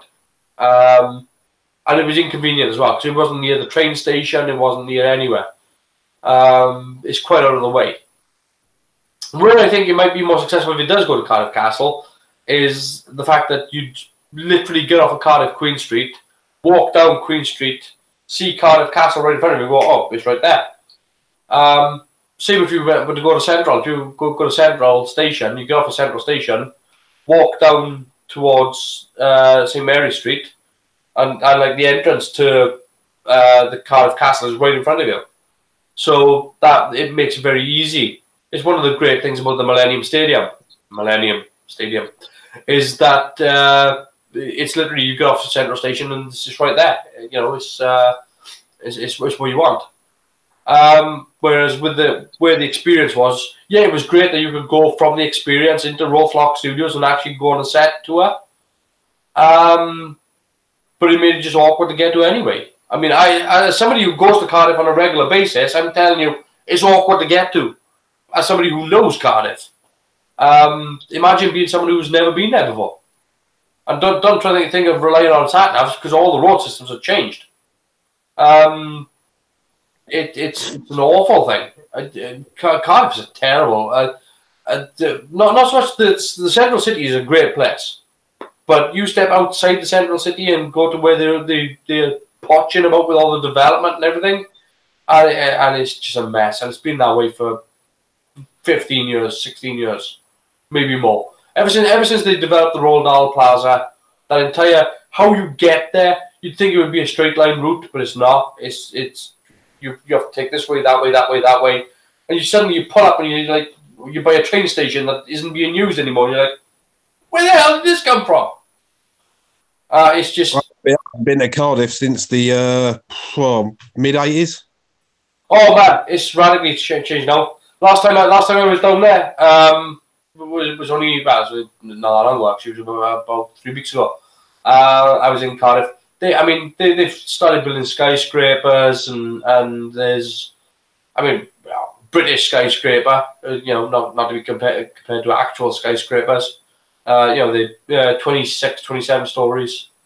But yeah, the development that they're doing in Cardiff now is, it's good stuff. Like there's lots of new places, but they've done some really stupid stuff as well. Like for example, they've moved all of Cardiff bus depot because Sophia Gardens demolished the old bus depot, which is right next to the train station. So the trains and the buses were in the same place, as well as the taxis. So the trains, buses, and taxis were all in one place, and everybody knew where they were. And now they've demolished an entire area and built a shopping centre and a business zone. And now the buses are over there somewhere. The taxis, they just show up. I think the taxis are now reallocated outside the Hilton. The train is still there, but nobody can get to anywhere. They all you have to walk a mile to catch any one of them. You have to take a taxi to get to the bus to catch the train. How's your computer doing? Ian's asking in the comments if you can read the comments again yet. I've got a little blue circle that is telling me it is not doing anything. It has officially died. I tell you what, I'll.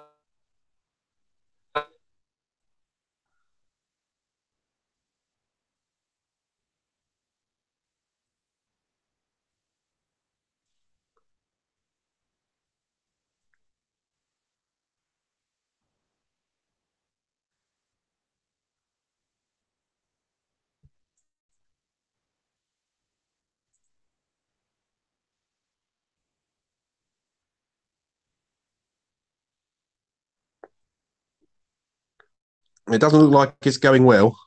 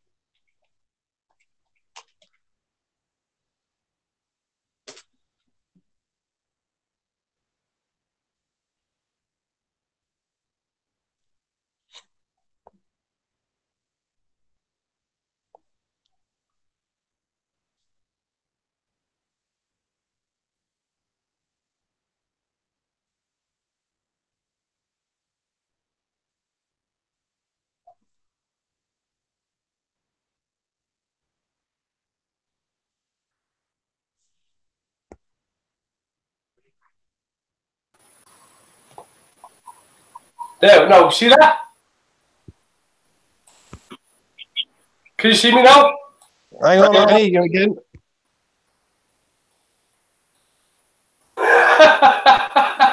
Oh, there you are.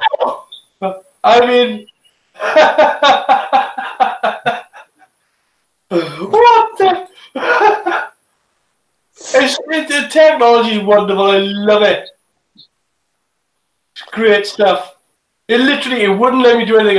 I clicked the button, and all I did was click the mouse, and everything knocked off. Oh dear. So hopefully, maybe now, maybe. Great stuff.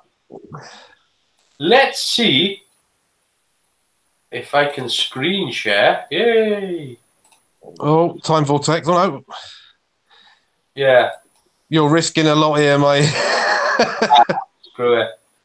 Yeah, there's the old entrance to the old the old experience. I don't know if you can see inside there really. There's a bewildered person. God, you can't really see a lot in there. Oh look, they've got photos of the cast. That's essentially it was just junk. Let's be honest. The old one, it was a lot of memorabilia. You'd go in, so you go in there, you walk around there, and then like you have to pay just around the corner because he didn't show you the till until you walked around the corner and stepped inside. That's how they got you. It was like you walk in, and you go, excuse me, money please. Oh, okay, I'll pay. But you walked in and there was just. I don't know if you could actually see it. I remember.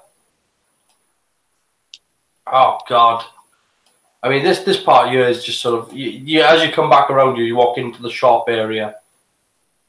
But yeah, it was just literally they had a cardboard. This is how shit it was. They had a cardboard TARDIS that you could stand in front of and take a photograph of.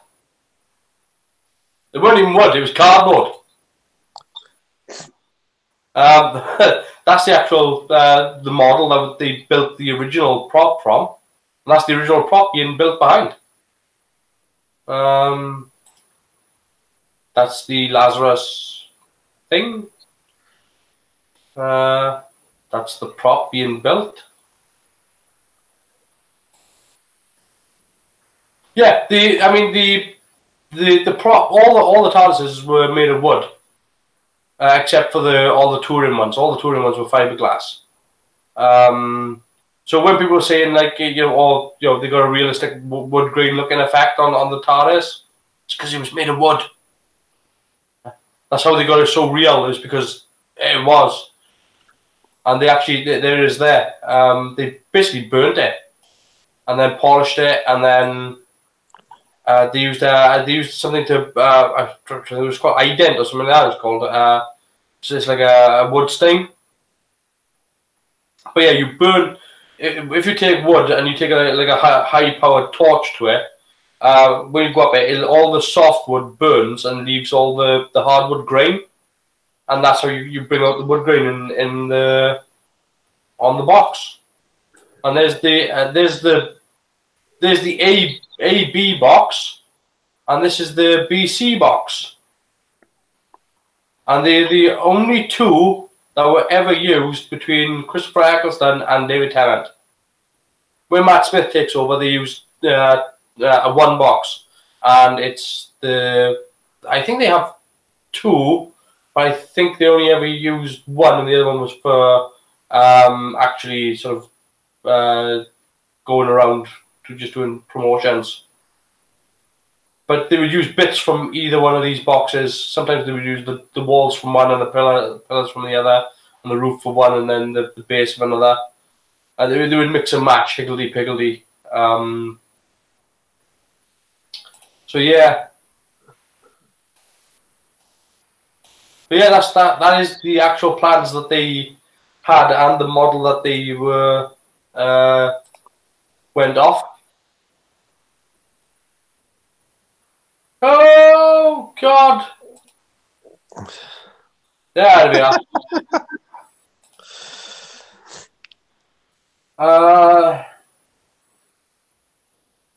What?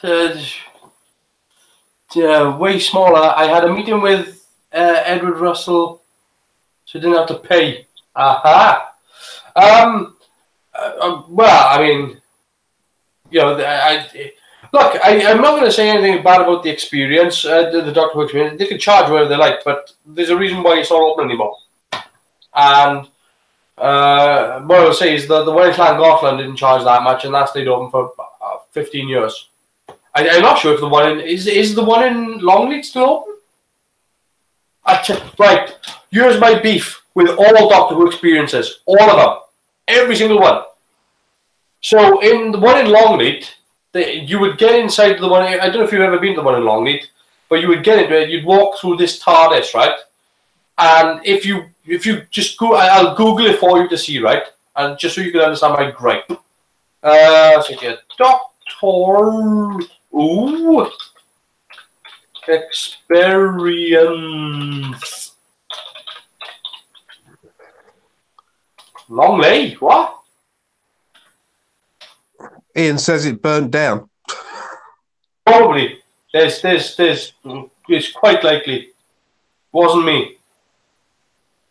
Have you got an alibi?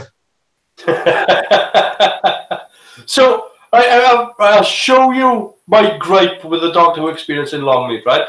Well, you're about to see everything that I think is, and I've seen this in almost every version of. So yeah, open the image up in a new tab. Yay, good. On almost every single Doctor Who experience there has ever been, right? So I'll share, screen share, boom. Can you see what's wrong with that? It's a bit big. Every single Doctor Who experience does it. Every single one.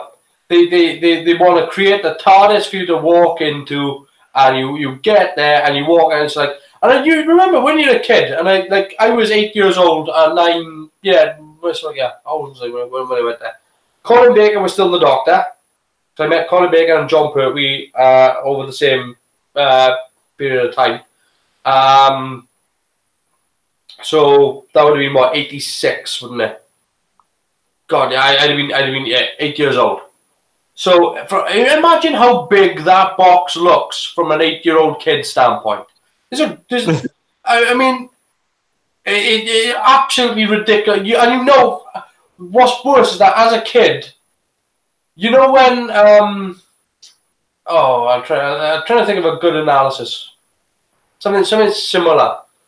Okay. So you remember the TV show Knight Rider? Yep. So the Knight Rider was a beautiful black Trans Am with a different. They changed the nose, changed the car. Right. Somebody would come driving down the street in a bloody black Ford bloody Escort or something like that. Go, oh look, it's like Knight Rider. You go, no, it's not. No, it's really not. But this is the same thing. It's not good enough. and it's supposed to be the official Doctor Who kind of thing. And they did it even for the Llangollen one. The Llangollen one did exactly the same sort of thing, and they had a TARDIS there, which was nice, and it was very nice, but it was wrong. And kids noticed that is not right, you know. And at the time, it was the TYJ Mark 1 and Mark 2 still being used, and you just knew that it wasn't. You know, the windows were the wrong shape, the body was the wrong shape. It's not one of those sort of pedantic things, really. It's just one of those. It's just factually incorrect. And the Llangollen one did even worse. Well, what they did was that when you walked in, you had this booth on the side that you would pay to get in, and then you had these big, huge, like what do they call it, like freight, like freight elevator doors. And they, instead of just painting one of the doors to look like the TARDIS, they painted both of them to look like the TARDIS. So you had a TARDIS that was like 16 foot wide. It was like somebody taking the TARDIS and just stretched it, and you can see like they were 4.3 to 16.9. Oh yeah, exactly. It's like somebody had taken an episode of Quincy and just like press the ratio control on.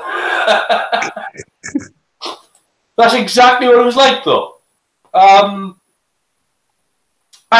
I will say one thing. One of the things that I liked with the Llangollen experience, Doctor Who experience. I mean, it's heartbreaking the fact that one's closed actually, because. Well, according to it, and it burnt down because of K9. Probably. Well, I mean, so yeah, on September 25th, 1996, Fire broke out of the expedition and attributed to K9's Pops Electrics. Yeah, well, I mean... Or was it Paul McGann? I mean, come on. I tell you what, one thing I really... So I really had liked the Longleat experience, because you'd walk in through those doors, walk down the corridor, and it would be all, you know, like the TARDIS walls, the 80s TARDIS walls. There'd be like these sort of panels, and then you press a button, and the wall would open up, and you'd have like a Dalek behind it or something like that. And you'd hit the button, and the Dalek would slide down and move, and the arms would move, or it'd be Davros, and Davros would be talking, and it'd actually give you like a recorded piece of dialogue. And then you walk through what appear to be like the double doors of the TARDIS, and then you walk into the console room, and they actually had a console there. It wasn't there are buttons on the console, yeah. Yeah, but they also had, in the rounders up the top, you had all the Doctors as well. And the console wasn't exactly the console. It wasn't like, you know, the 25th anniversary console. It was a console. It was one that was built for the experience. But as a kid, it was like, okay, well, I seen the outside, and the outside was wrong, so the inside, well, the inside's at least making an effort. But it was great. It was an enjoyable experience. Rough 70s one. It was sort of the rough 70s one. It wasn't quite. It was still. It was somebody had looked at the. It was somebody's version of the TARDIS. It was nice. It was a beautiful console. I'll try and see if I can find a picture of it. It was a lovely console. I think it was better than the rough 70s one. I've never been one of the Doctor Who experiences, but years ago we took my two to, I think it was a small museum somewhere in Hertford, and they were having their own Doctor Who exhibition. Yeah. And we went in, the Daleks and the TARDIS, they looked amazing. Until you got up close and realised someone had batted some bits of wood together. You could see the nails, painted it blue. The Daleks had brush strokes on them. There was a dressing up box that had a wig from the 1800s in it. You could dress up as Tom Baker. From a distance, it looked great. Apparently, the week after I went there, Colin Baker was supposed to be going there. Christ knows what he did with it. Right, so I've got a picture of the console from. Oh, screw you, photo bucket. So yeah. Will you open up? Something is going to crash now, isn't it? I can tell. I can smell it. So I've got a picture of the console. It's not quite the. Let's see if I will this, because see, here's the thing. It goes, would you like to open up an application? I was like, yes. There we go. Oh, that was quite smooth. Ah! Let's see what happens if I do this. Now what's happened? You've zoomed out. No, I haven't. I tell you what. Aha! You see on this page? Oh, God. Stop clicking things. But you can see the console. Yeah. Oh yeah. It's not quite the 70s. It's actually nicer. Oh, piss off. I'm just trying to move around the picture. See, it's not Brilliant. Welshman rants at computer. But see how good that console looks? If you compare that, yeah, and the cylinder, the time rotor and everything went up and down as well. But you can see the whole. Can I zoom out here so you can see? You can see what I'm talking. It's easier to see what I'm talking about. No, let's close that. I don't know if they've actually got a better picture of the actual console room, because it's really difficult to. I mean, again, we're talking about a long time ago. Let's upload. Now you can see the way that you'd walk in through the doors there. They've kind of got the. Oh, there's K9 behind, I think. Yeah.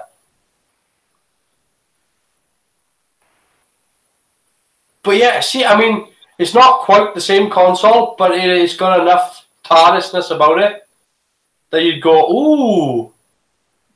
And it's very prettily put together. You know, it's quite a nice piece of kit, like. Ah, bugger you.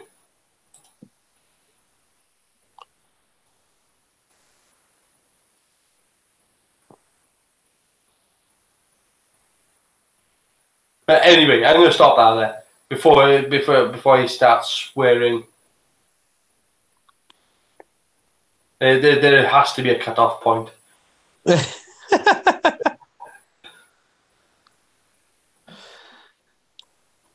Yes, wonky rotor. It was a very nice. Travelling displays part of the fair in Scotland. Never been able to track it down. Wonky. No, then I've heard of that. I have heard of the traveling Doctor Who experience.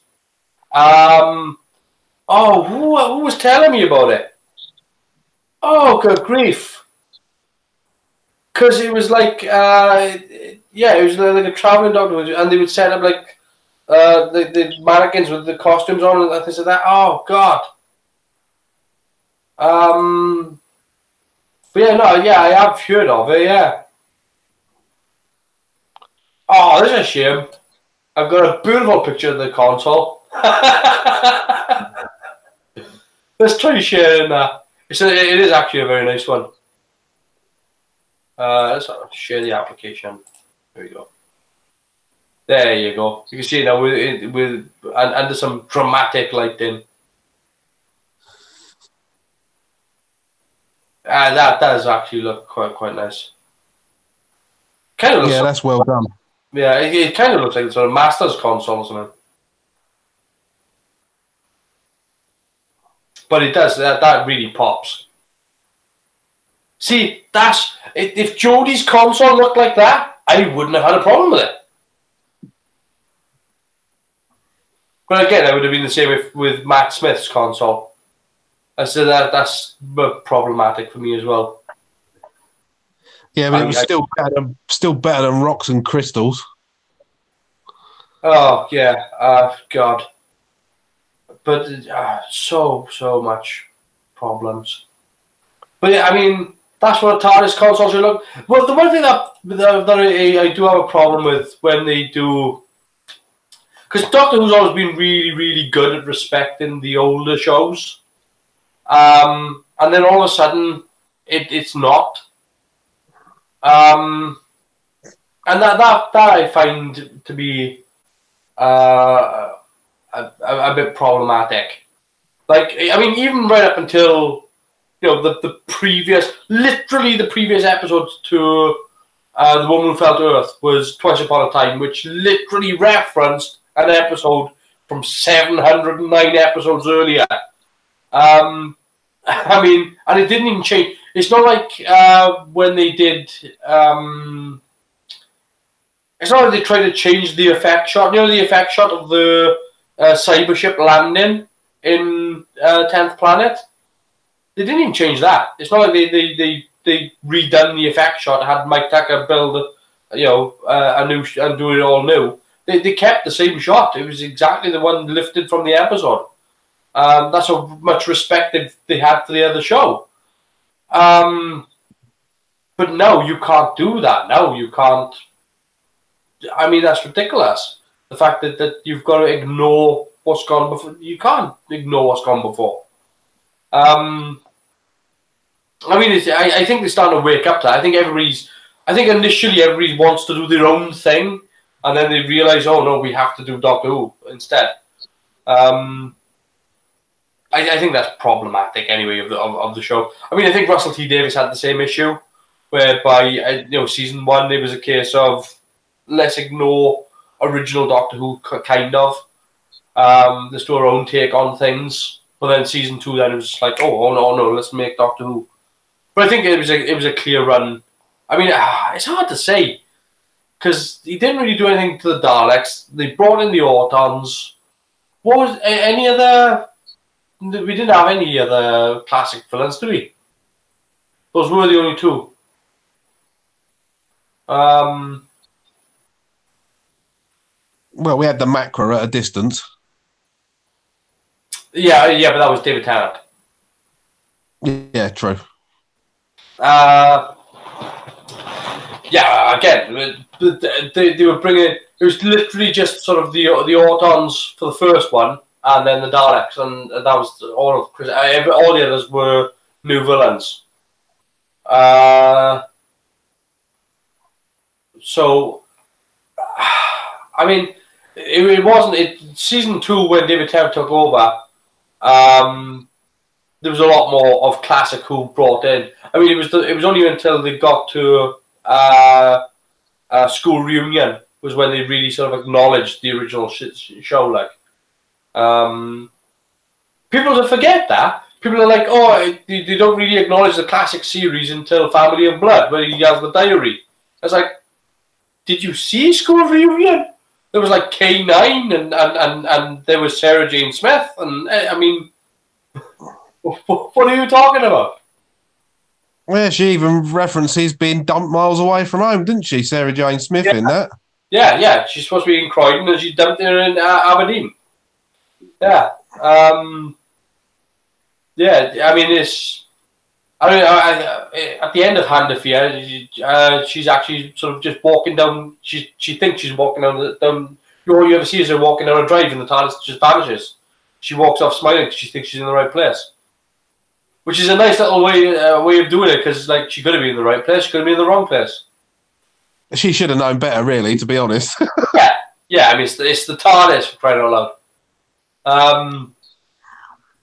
So yeah, I mean, but when they brought back the show, I mean, they were saying about when they were making Christmas Invasion about how it was their own curse, because when they made Series 1, they only had a small crowd watching what they were doing. I mean, I was there when they done on the Tuesday in July when they done the TARDIS outside Howells, where they were actually filming that first sort of segment that you see in the show.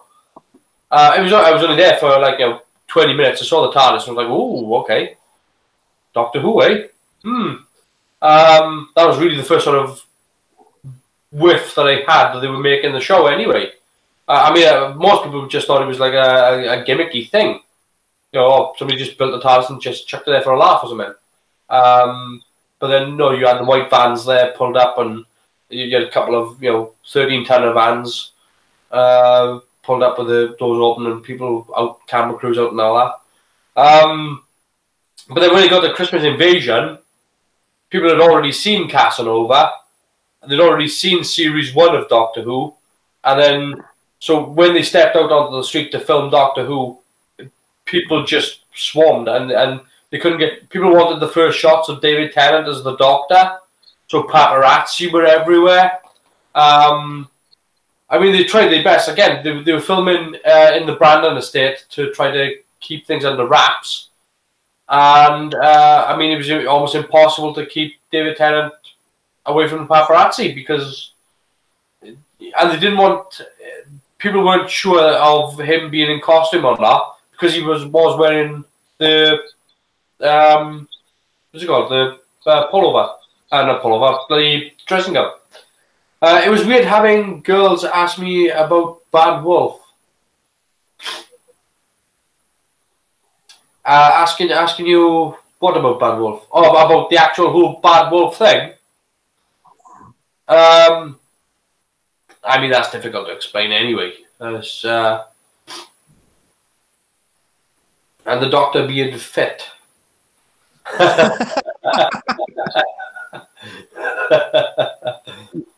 But I mean, yeah, the Doctor is quite fit. She is quite fit.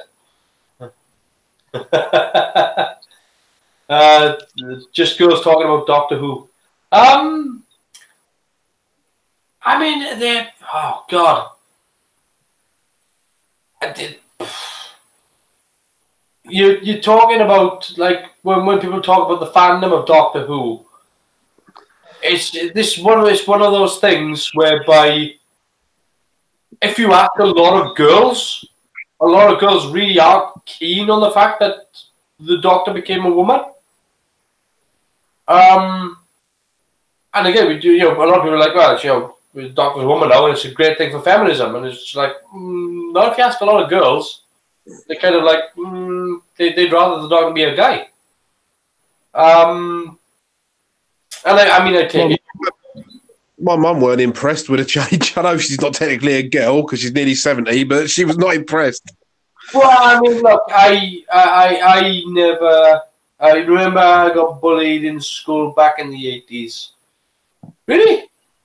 No, I used to. I found my old Doctor Who badge that I bought at Longmead, and I used to wear that all the time. It's rusted the hell and back now. It's in a hell of a state. I used to wear it all the time. I never had that. I was the same. I mean, I got teased a little bit about Star Trek, and then Star Trek: The Next Generation happened, and then those people who were teasing me were found that they were actually sitting and watching Star Trek: The Next Generation, and then stopped teasing and was just like, I can't tease you for that now because bastard, I'm watching it. But yeah. I only ever got teased about being into computers. Really, I don't remember getting teased about TV programs. Yeah. But yeah, I mean, yeah. When it comes to the actual casting of, I don't have any problems with Jodie at all as the Doctor. I genuinely don't. The stories, scripts, otherwise. They need improvement. They had 3 good episodes out of series 12. A lot of middle of the road stuff, couple of bad ones. But as for the Doctor being a woman, I have no problems with it. But at the same time, I've always said that it doesn't take diversity for you to be able to see yourself on screen. It's not when you're talking about representation. You don't need to be black to see a black person on screen and go, "Oh, that's me." Like I remember. I mean, the way I reference it is that I get angry sometimes when I hurt myself and I hit, or when I'm doing something. But I don't turn bright bloody green into a muscle-bound creature and go on a rampage. But I still sympathise and see myself in in episodes of the Incredible Hulk. There are times whereby I can see, if I see David Banner hurt himself and he turns into the Hulk, it's like, well, I can sympathise with that. I can relate to that character. But I haven't taken any gamma ray shots. So we go, Chazza 717, not enough Sheffield in it. It's quite. Do you know why Sheffield is actually mentioned in Doctor Who in the new series? It's because it's where Chris Chibnall went to university. Isn't that great? Everyone was impressed with 5V Doctors, and then came Michael back to square one. To clarify, it was weird in 2005, the general public asking about Bad Wolf and what the voice at the end of Bad Wolf, no problems with Geordie. Yeah, I mean, look, if you're talking back far to 2005 when people are talking about Bad Wolf, yeah, until you saw it in the end episode, you're never going to know what the hell that was about. That was. I'm pretty sure Russell T Davies didn't know what that was about until the final episode. So yeah, it's amazing where they've decided to keep going back to Sheffield. Again, I would have got Doctor Who Offworld by now anyway and stayed Offworld. I would have thought that Series 11 would have been bouncing around trying to capture the TARDIS. I think it would have been an interesting idea to have not had the TARDIS up until at least halfway through. I wouldn't have gone the entire show without having the TARDIS, but I would have gone a lot longer than the second episode, because it would have built up. You know what, people were like, I wonder what the inside of the TARDIS looks like now. I wonder what the new console room looks like. And you tease people. I know they didn't. They just give it away in the second episode. Which is like, oh, okay, it's that crap. Okay. Imagine the letdown if you've been waiting 6 or 7 weeks to see that. The reveal wasn't even that good, though. That's the best part. The reveal, you didn't. They were doing these two shots. And it was usually either darkly lit, heavily smoked, both. It was, oh dear God. He said no story arcs though. There wasn't really a story arc in Series 11. There were through threads, but you can't really call them story arcs. There wasn't actually a plot that continued on. There wasn't a plot that really sort of overran or anything that linked. I mean, there were character nods and there were little moments, callbacks, but that's Tim Shaw. But I mean, again, he's just a recurring character. You can't really call that a story arc. I honestly thought after how strong a story the Rosa Parks episode was that the spacist didn't come back at all. He was just like, blasted in the past and forgot about. What a waste. But I'm so glad though, because he was a useless character. He was rubbish. What was the Timeless Child? I'm guessing that's just a reference to the Doctor. The reason why I think that is because, I think a lot of people were expecting Susan, but, and again, maybe what's Susan doing now? Because Susan's Time Lord, or is she? Or is she just Gallifreyan? This is a question. Who had forgotten something? Well, yeah, forgotten her name. Forgotten who she was. Forgotten how to write stories. Forgotten her lines.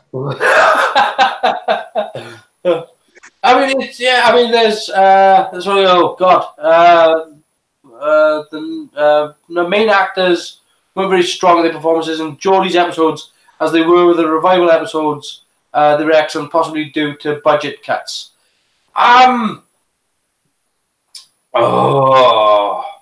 So Bradley Walsh was amazing. Bradley Walsh was a very strong performance. On fire. Absolutely on fire. Yaz was in the show. I'm surprised you remember her name, actually. It took me... Hey, do you know how I remember her name? The only way is up. That's the only way. Yeah, without that song, I would not know Mandy Kill was in the show. And that's because for that character, the only way is up. She can't go down. That's the only. Yeah, I mean, Bradley Walsh just nailed it, and my disappointment was in the Battle of Ranskoor of Kolos, because I thought what was great about the Battle of Ranskoor of Kolos was the opening. When he talks to the Doctor, when he says to the Doctor, I am going to kill that son of a bitch. And the Doctor's like, no, you're not. And he's like, look, you might be the Doctor, but he killed somebody I love, and I'm an eye for an eye. And the Doctor's like, you have to be better than that. He's like, no, I don't. You do, I don't. Don't tell me who I am. And I thought that was great, and that's what the story should have been. That's what the battle should have been. Not about a planet and these two people that can, as far as I'm concerned, were nothing characters and really didn't achieve that much. But really, the focus should have been on that. That should have been the heart of that episode. And it's a problem with Chris Chibnall's writing. Chris Chibnall likes to throw in more elements than you can deal with. That's how he's always liked writing the Doctor. That's every single episode of that Chris Chibnall's ever written of the Doctor or of Torchwood have all included too many things happening in the episode for any one thing to be fully dealt with. You gloss over it, get past it, and get to the next thing. If you look at things like Power of Three and things like that, it's just and he's always got a countdown. It's always, we have to get there before this happens, before this happens, before this happens. There's always, you're always fighting the clock. So you never get a proper explanation of pretty much anything. And what they should have done with Battle of Ranskoor of Kolos was to let it play out. They should have let the scenario of, Tim Shaw's crippled and Graham is on the hunt. You flip the scenario. You make the companion the villain. And you make the villain the thing that the Doctor has to save. You change that dynamic, and so all of a sudden you've got yourself a shit-out episode. Because now, what do you do? Because the Doctor's not going to kill the companion. The Doctor's going to try to convince the companion that they're wrong. But now you've got the villain that's can't really is the predator's now become the prey, and the hero has now become the villain. And now what do? Where's the grey area? You've got all this morality and this whole ethical plot line to wade through, and then you throw it all away in favour of, well, I'm just going to shoot him in the kneecap. I mean, it could have been done so well. Like Daleks, yeah, that would have been excellent doing it that way. I mean, the thing is, it's a no-brainer as well, because like Daleks in Manhattan, whereby you get the Dalek car.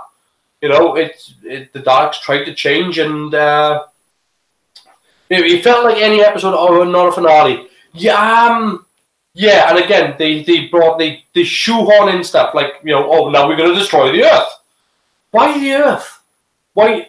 I mean, you shrink the Doctor Who the universe every single time. You just go, and now the Earth, and now the Earth, and now the Earth, and now the Earth. You keep pointing at this one planet all the time. It's like the rest of the universe doesn't exist. Like, why go somewhere else? Surely there's a planet out there with billions of life forms on it. It wouldn't have bothered me if they'd gone to the rings of Akaten again and just gone, we're going to destroy these. And why I would have liked that is because that was a planet made up of multiple species. And if you were going to destroy that, then it wouldn't just be like one species of it would be billions. But they always do it. They always come back to Earth all the time, and that really does annoy me. I'll tell you a good thing I saw earlier on to sum up what you were saying there. I saw a picture of the universe as we supposedly know it, and it had a little circle on it. So say it was an A4 bit of paper, a circle the size of a 5p. These are all the stars you can see in the night sky. Yeah. Oh, look, if you the universe, our sector of the universe is this tiny, tiny little bit. If you were to look at the universe as a whole, if you were to sort of have a picture of the universe and stretch it out across a football field, then you'd still only be able to see, we would be in this much of it, it would be such a tiny infinitesimal area of cluster of stars, and yet the TARDIS keeps landing here all the goddamn time, and we're always being threatened. I mean, it would be nice. First of all, it'd be nice to have a companion that's not from our time. That's what was good about. I want to say Nyssa. Yeah, Nyssa was E-Space, wasn't she? No. Oh God. I'm having a brain fart. It's like something to do with Traken. Yeah.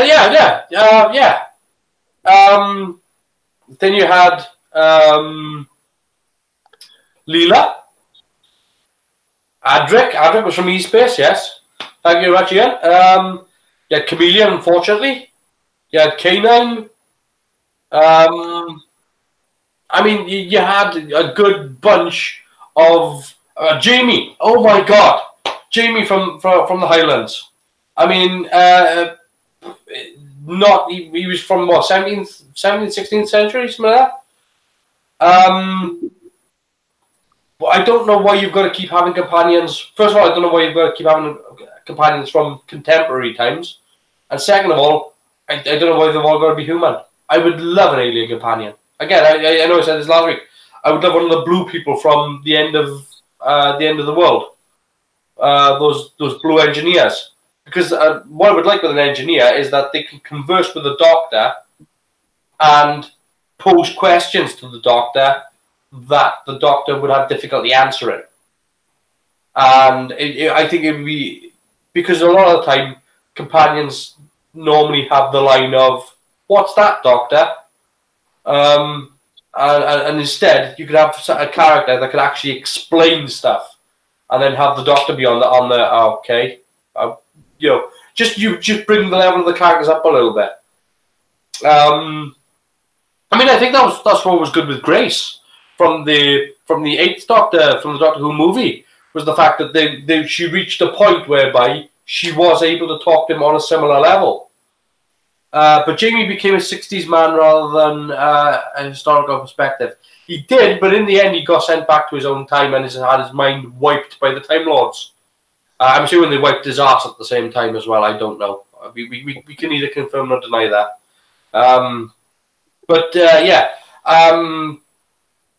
Yeah, I mean, Jamie was a good example. Again, Leela was a... Is it? I am saying it right, mate. What, Leela? Yeah. From the Severed team? Yeah. The reason why he's confusing me is because of Futurama. I know. Because I couldn't believe her in Doctor Who. She was descendant of space travellers, wasn't she? Yeah, but I mean, there was there were lots of different companions that Turlo. Now, okay, the only thing they did to Turlo to make him look alien was the fact that he was ginger. He was very ginger. He was very ginger. That's why you never saw him in the sun. Exactly. Yeah, I mean, God, I'm trying to think of a really, I mean, Romana, obviously, Time Lord. See, no, they could bring back Romana. Oh my word, wouldn't it be good to bring back Romana? She'd put the Doctor back in his place. Would you have to try to explain everything to historical or alien?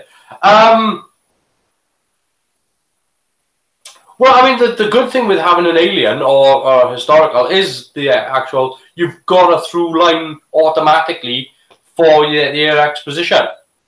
Like, imagine, let's assume that you had somebody from the 90s, late 80s, 1990s, and you have to explain a mobile phone. Well, they had mobile phones in the 80s and 90s, so you haven't got to go into sort of great detail of what they say. Yes, it's a lot smaller than a mobile phone, but again, the person's also seen Star Trek, so they understand, you know, it's not, these leaps in technology, if you look at the leaps in technology that we've made over centuries and things like that, things aren't that far beyond people's understanding. So you've got a through line, or you've got an automatic through line for exposition, but you haven't got to go too far into it for a character to be able to grasp. Like at first you'd get this, ooh, isn't that wonderful? But once you get over that sort of, ooh, isn't that wonderful bit, it's kind of like explaining to somebody when they first walk into the TARDIS and they go, it's bigger on the inside. Once they've got over that hump, it's bigger on the inside. So yeah, it's the same thing with technology. It's the same thing where, you know, if you've got an alien, you have to spend less time really on a spaceship explaining. Like they had to kind of do it with the episode with the Pating, where they were explaining the faster than light drive. But it was like kind of like a quick dumbed down bit. It was kind of nice. I thought it was a bit weird the fact that the Doctor was having a bit of a perv moment with over the engine. I thought that was very weird, in fact. But yeah, I mean, the good thing with having an alien as a companion, I mean, it would be great even if you eventually did land on a human colony. You know, that's the good thing. You could do a Doctor Who episode whereby you're not landing on Earth, but you can still have humans in it because you can have, you know, human colonies. Like, what was the let me think of the episode. Oh, good grief! I think it was Earth Shock. Wasn't it Earth Shock where they had the opening, whereby they're actually in the 25th century, and they're down in the caves, and they've got the cyber explosive bomb, and you've got the because it's going to wipe out the entire planet. And the Doctor goes down there and he disarms the bomb. And that's how yes, it was, yeah. So you can still have stories like that, and you can have an alien companion or a historical companion, and the narrative still flows the same way.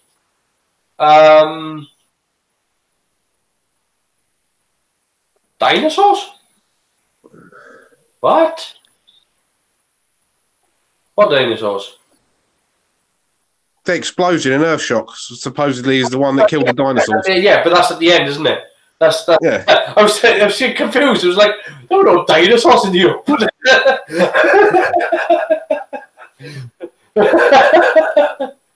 In the Earthshock cave, yes, he explains about how you can see under the ground with the phosphorescence. Yes, they're actually there to explore, and he says how about he never understood what killed the dinosaurs. You always meant to go back and look. But I mean, you'd have the same narrative with whether it's an alien or a historical companion. But the other thing as well is that by doing it, having an alien companion, you could go to that alien planet, and you've got a possibility of exploring an alien culture in the same sort of way. So you can have alien dinosaurs that died out, I don't know, 14 million years ago. And this new alien race has taken over.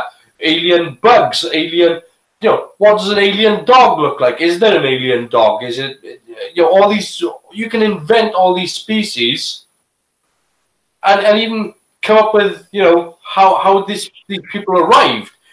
Did they arrive earlier? Did they arrive later? Did life on this planet evolve before human evolution? Did it evolve after? I mean, there's so many things they could do, and yet they keep limiting themselves to, let's go to London.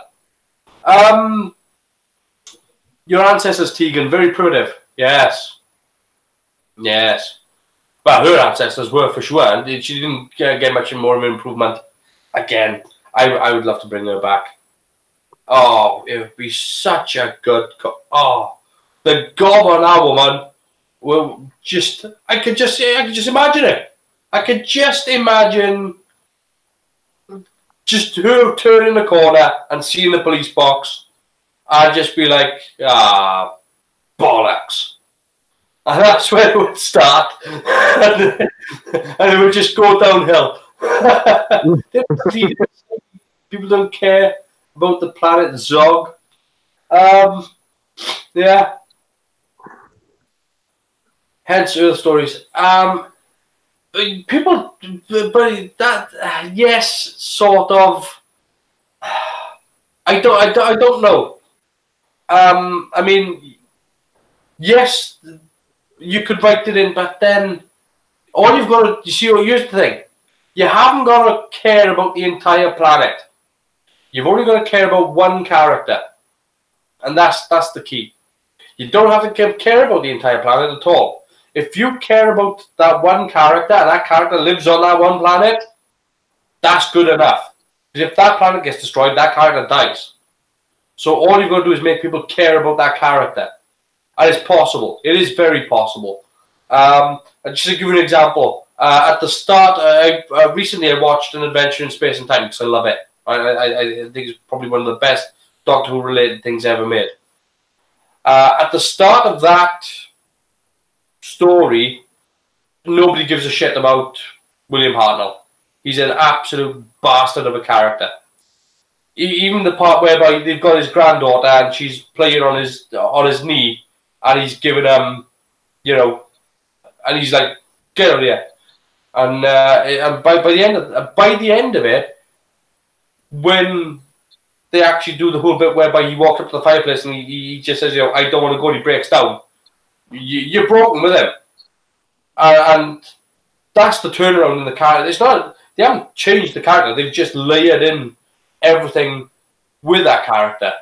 And you know, once you start caring and you've got that character, you care what happens to that character, and you care, and you've only got to put that character on that planet then, and then you care about the planet as well. I think it's on series 1. Yeah, but I mean it's the same sort of thing, because you think about any you think about the death of any character that you've cared about, and it wouldn't have mattered where they were. But if you were to destroy that location as well, like do you remember Star Trek Enterprise, whereby I don't know, Chris, if you saw Enterprise? I've seen Enterprise, yeah. Right. So in Enterprise, there's the scene in season 3, I think, where they let off something called the Zindi weapon, and it destroys Florida. And it kills Trip Tucker's sister. And I'm sitting there watching it going, I don't care. I don't care at all. I care zero, because I never met the woman. I don't know her. Yes, it's part of Trip Tucker's family, and they worked out Florida, but who cares? And I'm sitting there like not feeling anything at all. At the same time, though, you take, say, Star Trek: The Next Generation, where they killed Tasha Yar. If that thing ever did, you know, Artemis was going to have it. You know, that thing was going to die. And it's the same with, I use a really good example, actually, if you're talking about a Star Trek reference. So there's an episode of Star Trek: The Next Generation called Reunion, where Worf's ex-missus comes back to the Enterprise with Worf's son, Alexander. It's the first time he ever meets Alexander. And it's to do with this whole Klingon story, whereby it's to do with... Also, the sexiest Klingon you're ever going to see. Yeah. But she is there to assist, because the Klingon leader is going to die, and a new leader of the Klingon Empire has to be chosen between Gowron and Duras. And during that episode, Duras kills Kayla, and at that moment, when that happens, Worf walks into the room, sees her dead, sees Alexander. Alexander, he says to Alexander, look, watch. And then Beverly Crusher comes in, and he's just like, Alexander, stay with the doctor. And he gets up and he walks out of that room, and you just know. He's where you know. You don't have to see anything more, really. But you know where Worf is going, what he's going to get, and what he's going to do. And you are right along with him. And you are just like, you go get that mother, and you go give him hell. And he does. And at the end of that episode, when he puts our battler through Duras's chest, everything's good. And that's because they make you care about the character of Kayla, and you follow the story through. And if you can do that, you know, you don't see her die. Well, you do see her die. You see her die in Morph's arm. But I mean, you don't see what Duras had fully done to her. You know, there'd been a couple of stab wounds. You hear there'd been a couple of stab wounds. But really, you'd only seen her in this small part of that episode. You know? But when the story's done that way, you can convince any of your audience members that, you know, this planet needs saving or these people need saving. And it's the same thing with Doctor Who. Exactly the same thing. If you want to write a story about a distant planet that's under threat, or distant alien, or distant companions, you do exactly the same thing, and you wind up with a compelling story. Because the whole point of doing these morality plays, I mean, you know, Star Trek has always done it, whereby they've always played off. I mean, you haven't got to write morality plays, but you know, Star Trek has always made you care about characters, planets, and things like that. You know, about you need to save these people, and why you need to save these people, because they make the characters endearing to the audience. And if Doctor Who can do that, you know, there's no reason why you couldn't have alien companions or historical companions. So yeah, I would much more like to see. I would much more like to see Off Earth, just for the change, and I would like to see more variation in the TARDIS crew, rather than. I mean, I can lose Yaz. I can lose Yaz easy. Ryan, I wouldn't want to see go. Graham, definitely not. Have you got anything else? So look, we just have a quick check. Oh God, I didn't click on something. No, you're going to blow something up if you do. I mean, I don't think we've been on again. We've been on for 3 hours. I know the first 40 minutes was a catastrophe. I don't know what we're going to do about that, because I'll do it the same next week with the Google Hangout setup, but I can't really promise you what's going to happen. I genuinely don't know. Well, if I add you to a friend on there, you should be able to invite me direct anyway, so that might solve one of the problems. But again, I mean, you can go to the Hangout and put it on there. But it might work the same with Ian as well. I mean, I don't know. But I mean, it worked last week. It worked fine last week. We even had Ian in the chat last week, so. And just this week's been chaos. So next week is the 11th hour. Yes. Well, you're going to enjoy that one then, aren't you? Yeah, it's a cracker. Look, I enjoy all of them, even the slightly shaped ones.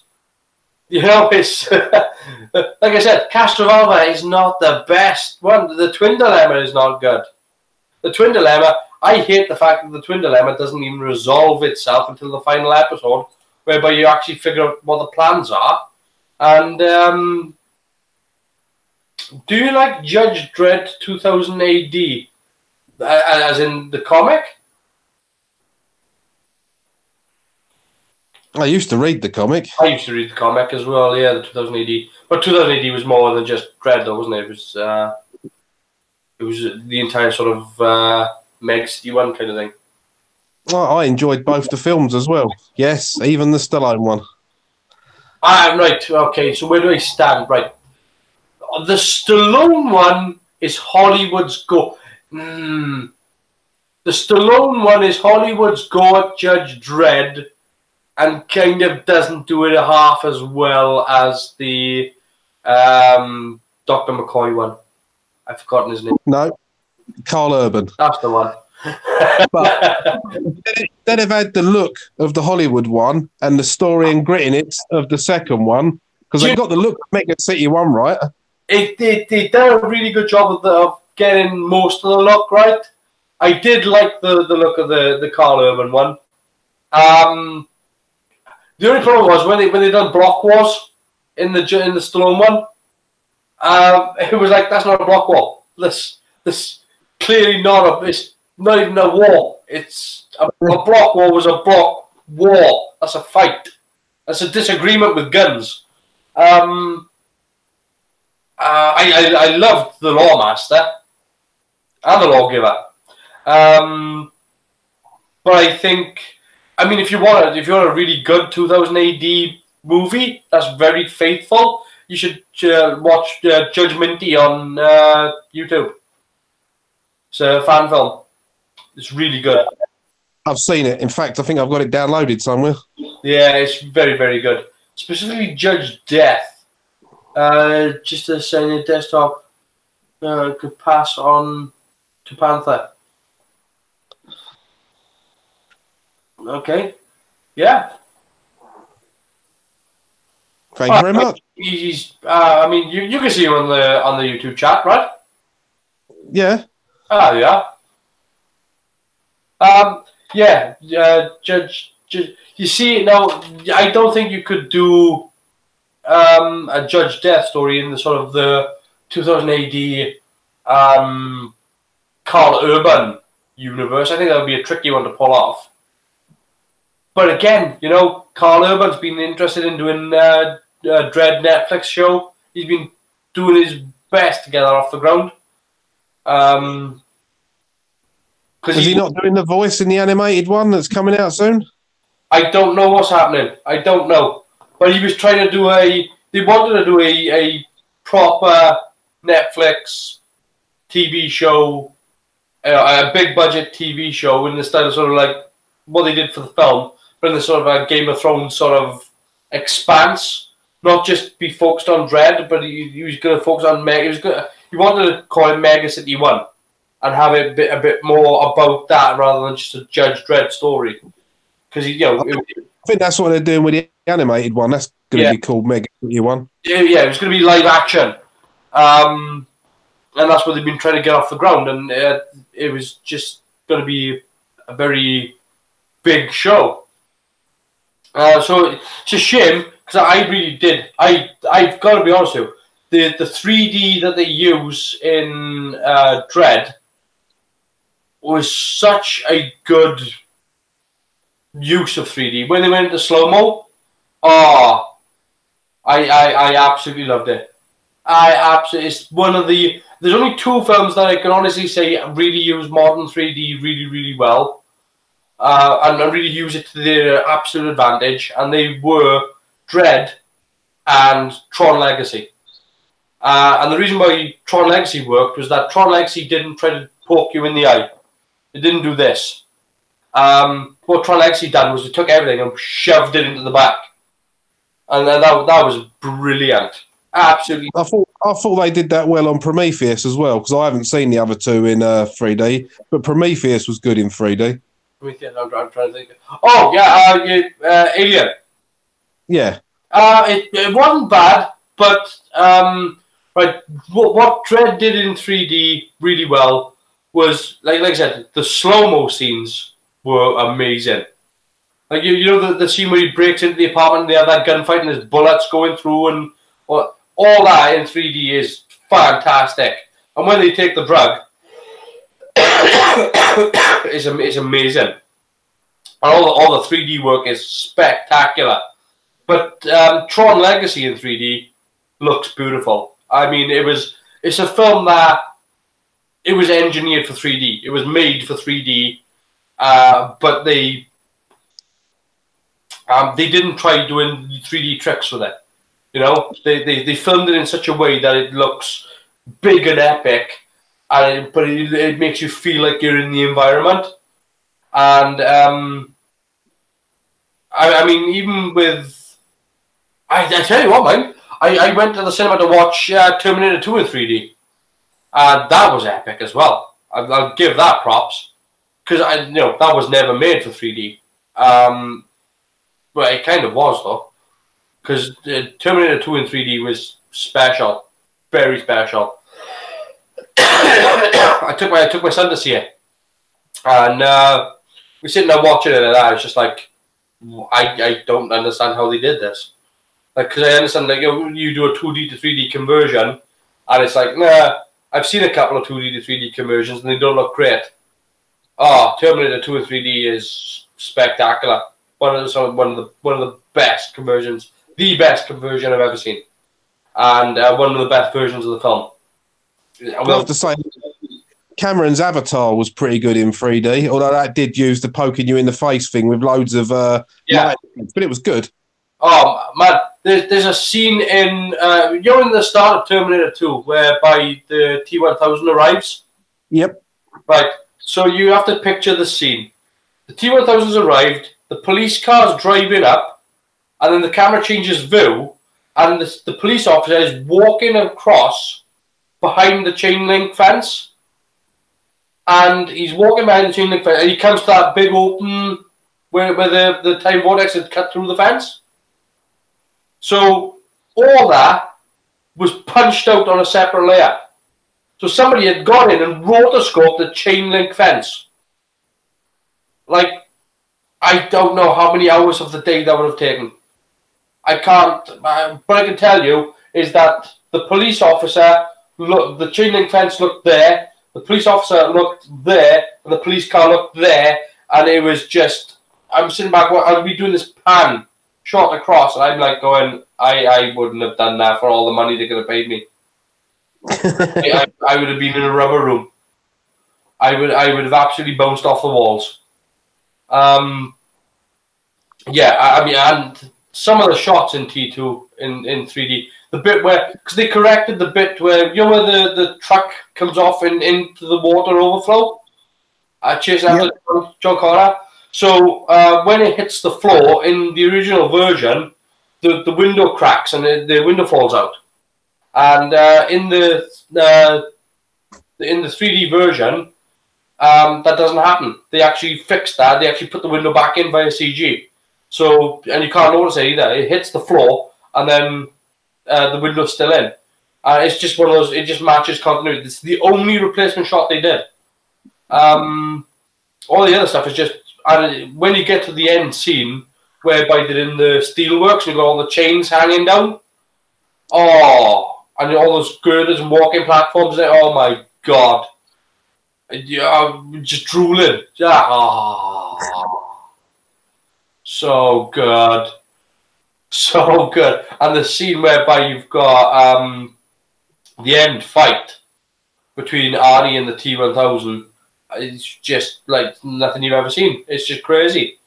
And it all works in 3D. It all works because they're not trying. It's just, you know, it just looks special. It does look special. I would recommend that to anyone. If you want to see a really good 3D movie, watch T2 in 3D. It's unbelievable. So yeah, we've gone past the 3-hour mark, even though again we spent 40 minutes bumbling about with Google. And I have to be up in a couple of hours for work. So next week's the 11th hour with Matt Smith. 11 weeks. 11 weeks we've been doing it. Being live at 8 p.m, which is more than Doctor Who can say. Because that was always shifted his time. So yeah, I'm look. As far as I'm concerned, we are at the golden period of Doctor Who, right? Doctor Who had, you know, people say the golden period was in the 70s, but if you look at it, we had great scripts, great stories, great actors, great merchandise. and you never had the merchandise with the 70s. You just could. You had good toys, sort of, and good merch, but following Christopher Eccleston and going into David Tennant and Matt Smith, you had great merch. You can't even get the same sort of merchandise now that you could back, 10 years ago. So really being into the golden period of Doctor Who, going into the 11th hour. Again, Christmas Invasion, just to wrap up. Chris, do you think this is probably one of your favourite Christmas specials? Probably is my favourite Christmas special because it had just come back. It was the first one. And yeah, it was all good. And, David Tennant stepped in and... So technically it actually wasn't the first Christmas special. It was the first Christmas special of the new one. But the first Christmas special actually happened in William Hartnell. I weren't alive then. I'm just saying that technically it was William Hartnell. And not only that, but there was a fourth wall break in the William Hartnell one as well, when he wished everybody a Merry Christmas. Okay, I'll rephrase it then. It was the first Christmas one I got to sit and watch with my boys. Yeah. But yeah, that apparently I think it was Dark Master Plan. I think was it. So yeah, but yeah. As for the return, I would say this. I would say that something about the episode felt rushed. If I had to say what it was, I would say that it was probably the panic of the fact that they didn't have a Time Lord.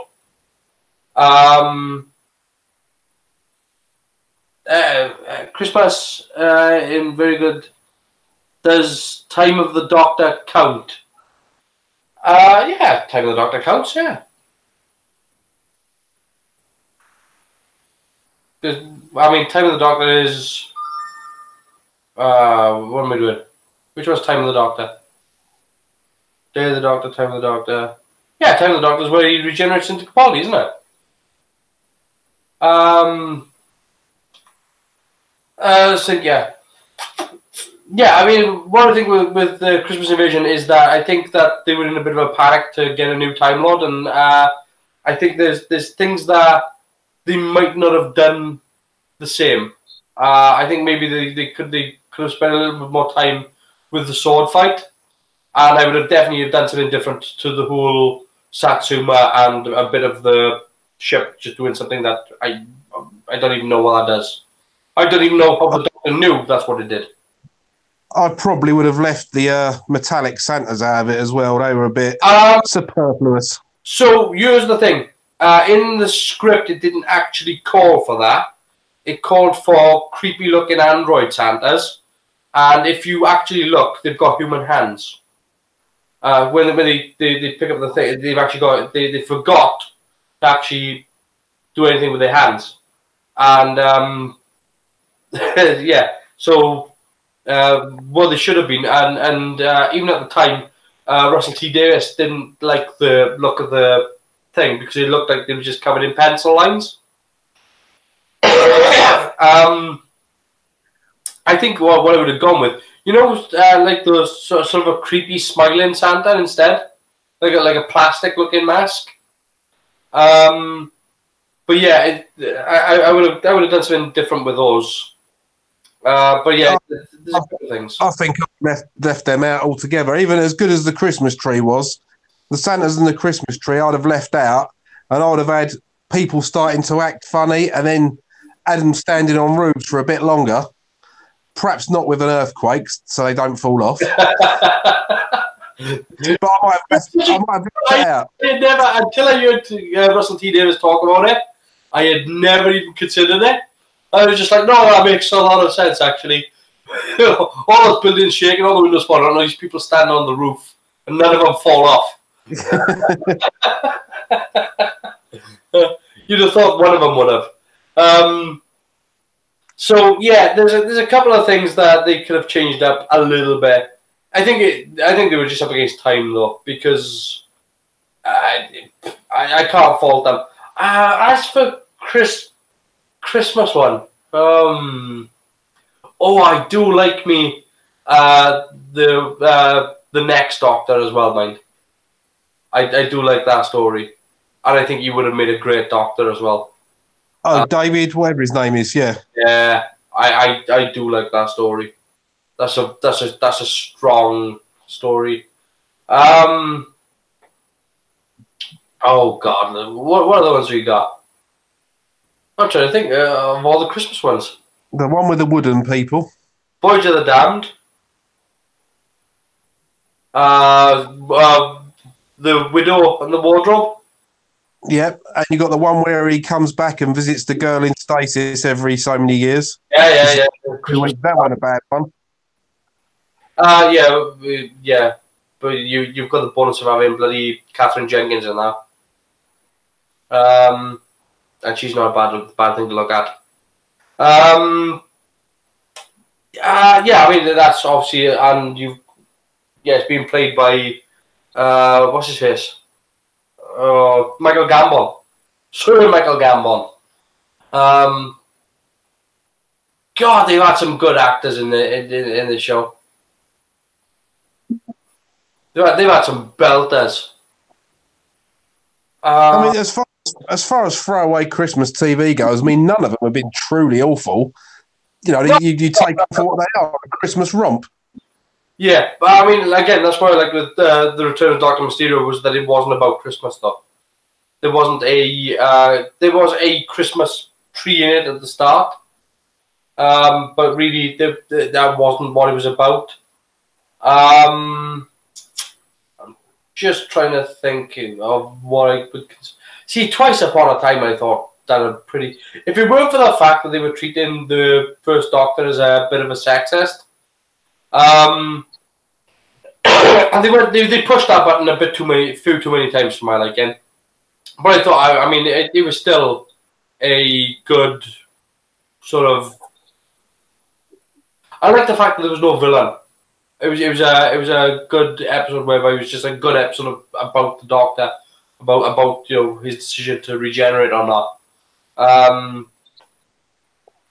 Again, small things that bug me about that is that the TARDIS that William Hartnell's Doctor, the first Doctor, is supposed to be using, it actually looks more like the Pertwee one as opposed to the Hartnell one, which really does bug me because they had the Hartnell one in bloody An Adventure in Space and Time, so it boggles the mind.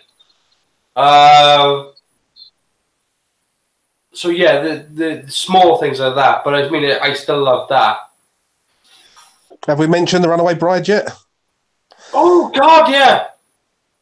I mean, that's the introduction of Donald Noble, and probably the best companion. I think Donald Noble was probably the standout companion. Yep, I agree with you. And when I first heard Catherine Tate was going to be in it, I was like, "Oh my God, don't do me a favour." You know. You know what sold me on Catherine Tate? Because I wasn't a big fan of the Catherine Tate show or anything like that. It was the episode Fires of Pompeii. When I saw Fires of Pompeii, at the end of that episode, when she is begging the Doctor to save somebody, as she breaks, I couldn't watch it anymore. I had to pause it because I was like, I'm going to break down here. If she doesn't stop, I am going to break. I don't give a shit. If the Doctor doesn't save somebody after this, I am done watching this show. At the end of that episode, and it was fantastic, and that sold me on Donna Noble as the character. That sold me because it was a case of she's not just willing to accept it, and it's the first time. Fires of Pompeii. This is how good Russell T Davies' writing was, and this is how good the David Tennant run was, and we see in the start of it in Christmas Invasion. When we're talking about caring about alien species, historical events, historical characters, at the end of Fires of Pompeii, I gave a shit about the people of Pompeii. I cared enough at the end of that to say, it's the first time I felt it from a companion as well, to feel like you have to save these people. You have to do this. You have to do something. Don't care what it is, how big, how small. do something, and that did make me feel that really did hit me in the hurts, and yeah, I mean, if you can do that, I mean, look, I'll tell you how much that actually affected me. I sat down and watched something like a 6-hour documentary on Pompeii, not just on Pompeii, but the adjacent city of, because there's an adjacent city to Pompeii that was covered as well. And I ended up watching documentaries all about these places, and just off the back of what this woman did. So that's how much of an impact Donna Noble had on me. And of course, when at the end, when you get the Dr. Donna, the build up to that, the payoff is that the character becomes a tragic character that she gets reset then back to square one. But my word, what a fun set of stories they throw in along the way. You get the Shadow Proclamation, you get all the companions coming back, you get Jack coming back, you get Davros. Holy hell. I mean, when they brought back Davros, I was like, yes, you've got me. You've got me a fan for life. Well, I think we should, if we carry on doing this after we've run out of regeneration stories, we start doing like your favourite companion story. Fires of Pompeii is one that should definitely be bookmarked. Yeah. Oh, look, there's so many things that we can do after. Like we can, we've only got, how many have we got left? 3. Yep. Yeah. So in 3 weeks' time, we can start doing other favourite stories, and it'd be good to get people to just suggest what stories to watch. At some point, I would like to do it on like maybe a Saturday afternoon when I'm not working, and do a long one, like do War Games or something like that, But that's like 11 episodes, so that is a proper sit-in. I'd like to do Genesis of the Daleks as well, because that's one of my favourites. So yeah, I mean, but again, City of Death. There's so many good ones out there. Trial of a Time might take a minute. Yeah, oh yeah, definitely. Again, the Trial of the Time Lord. That's a. I think we can do Trial of the Time Lord, but we'll have to do it in a couple of weeks. Definitely. Yeah, right. We can do Trial of the Time Lord, but it will have to be over a couple of weeks. We get the regeneration episodes out of the way first. All the regenerations. It's a shame that I hadn't thought about it sooner, but we really should have double banked. We should have done the first and last. I think it's a bit of a mistake to just do all the firsts first and then at some point do all the lasts. That would be, that's the thing. But I wish we had done. I wish we'd done the Earthly Child and then 10th Planet, and then, do you know what I mean? Just to bookend each Doctor, but it leaves it open. Yeah, suggestions of Doctor Who episodes we can do. I'm perfectly happy to take any suggestions. And I'm just along for the ride, so cool. Well, no, you contribute as well, man. It's bother Ian's contributing as well, so I really appreciate it. People who drop any comments that I get in the comment section down below or in my email. Sometimes I get messages. Sometimes they're not pleasant messages either. Sometimes it's like, Google's holding this for a reason. Those are fun ones. So yeah, any suggestions you've got of any Doctor Who episodes? I mean, I would love to do Enemy of the World. I would love to do any Troughton episode. Tomb of the Cyberman, great. I'll tell you what we're doing. Yeah, and that's Scream of the Shackler with Richard E. Grant. Yeah, the animated one. Yeah. That's a good. Dreamland. I don't know if you've seen Dreamland. Which one's that one? David Tennant, where he goes to Area 51. Yeah, I think I've actually got that somewhere. Yeah, that's a good episode. That's the one with Freema Agyeman in it, isn't it? Yeah. Yes. You're tasking the brain. But again, it's a good example as to why they could do an animated series of Doctor Who. There's so many great ones that we can do after the. Actually, we got 3 weeks to decide what the next episode is going to be. We'll run down a list of Doctor Who's that we would like to have, and then we'll go through the list one by one to keep going. Because there's so I'm looking over my shelf there, and I've got 107 Doctor Who DVDs to get through. So I've got every episode thus far. So yeah. Well, I mean, the ones I'm missing are the ones that I'm missing.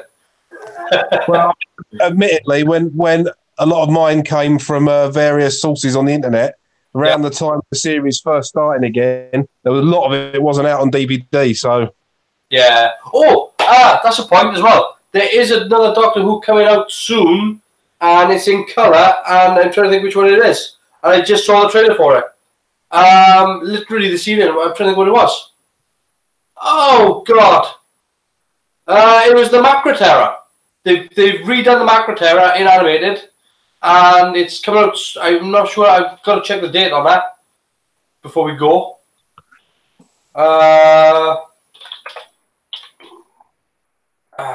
It might already be out. In fact, Macra Terror DVD. Is it out already? Macra Terror DVD. Come on.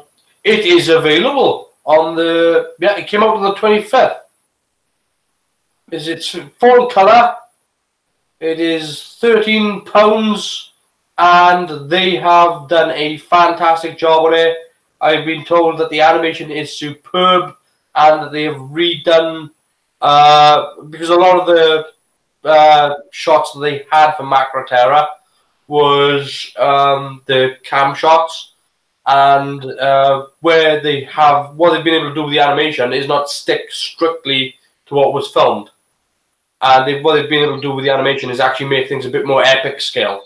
So they've changed sets, they've taken it sort of sticking strict to what the telly snaps say, and actually have gone and been a bit more artistic with it. So, and apparently it's supposed to be epic. So yeah, I'm considering getting that as well, because I don't have it yet. Well, so am I now. Thanks. Yeah, no, yeah. Have a look after we wrap up. Have a look for the trailer for the Macra Terror. It looks amazing. It genuinely looks amazing. So I'm going to wrap this up now because it's 3.5 hours, and I really do have to get to bed. Thank you for joining us for this debacle of this Doctor Who Sunday. Next week, at least we had a laugh. You are? At least we had a laugh. Oh, we did have a laugh, yes. But it's next week will be the 11th hour with Matt Smith taking over as the Time Lord. Great episode. Great Doctor. Underappreciated by many, but more appreciated by me. And I will see you at 8 p.m. UK time next Sunday. Thank you for joining us. And I will end the broadcast here, assuming I can. See you later. Okay. Take care, guys. Thank you for joining me.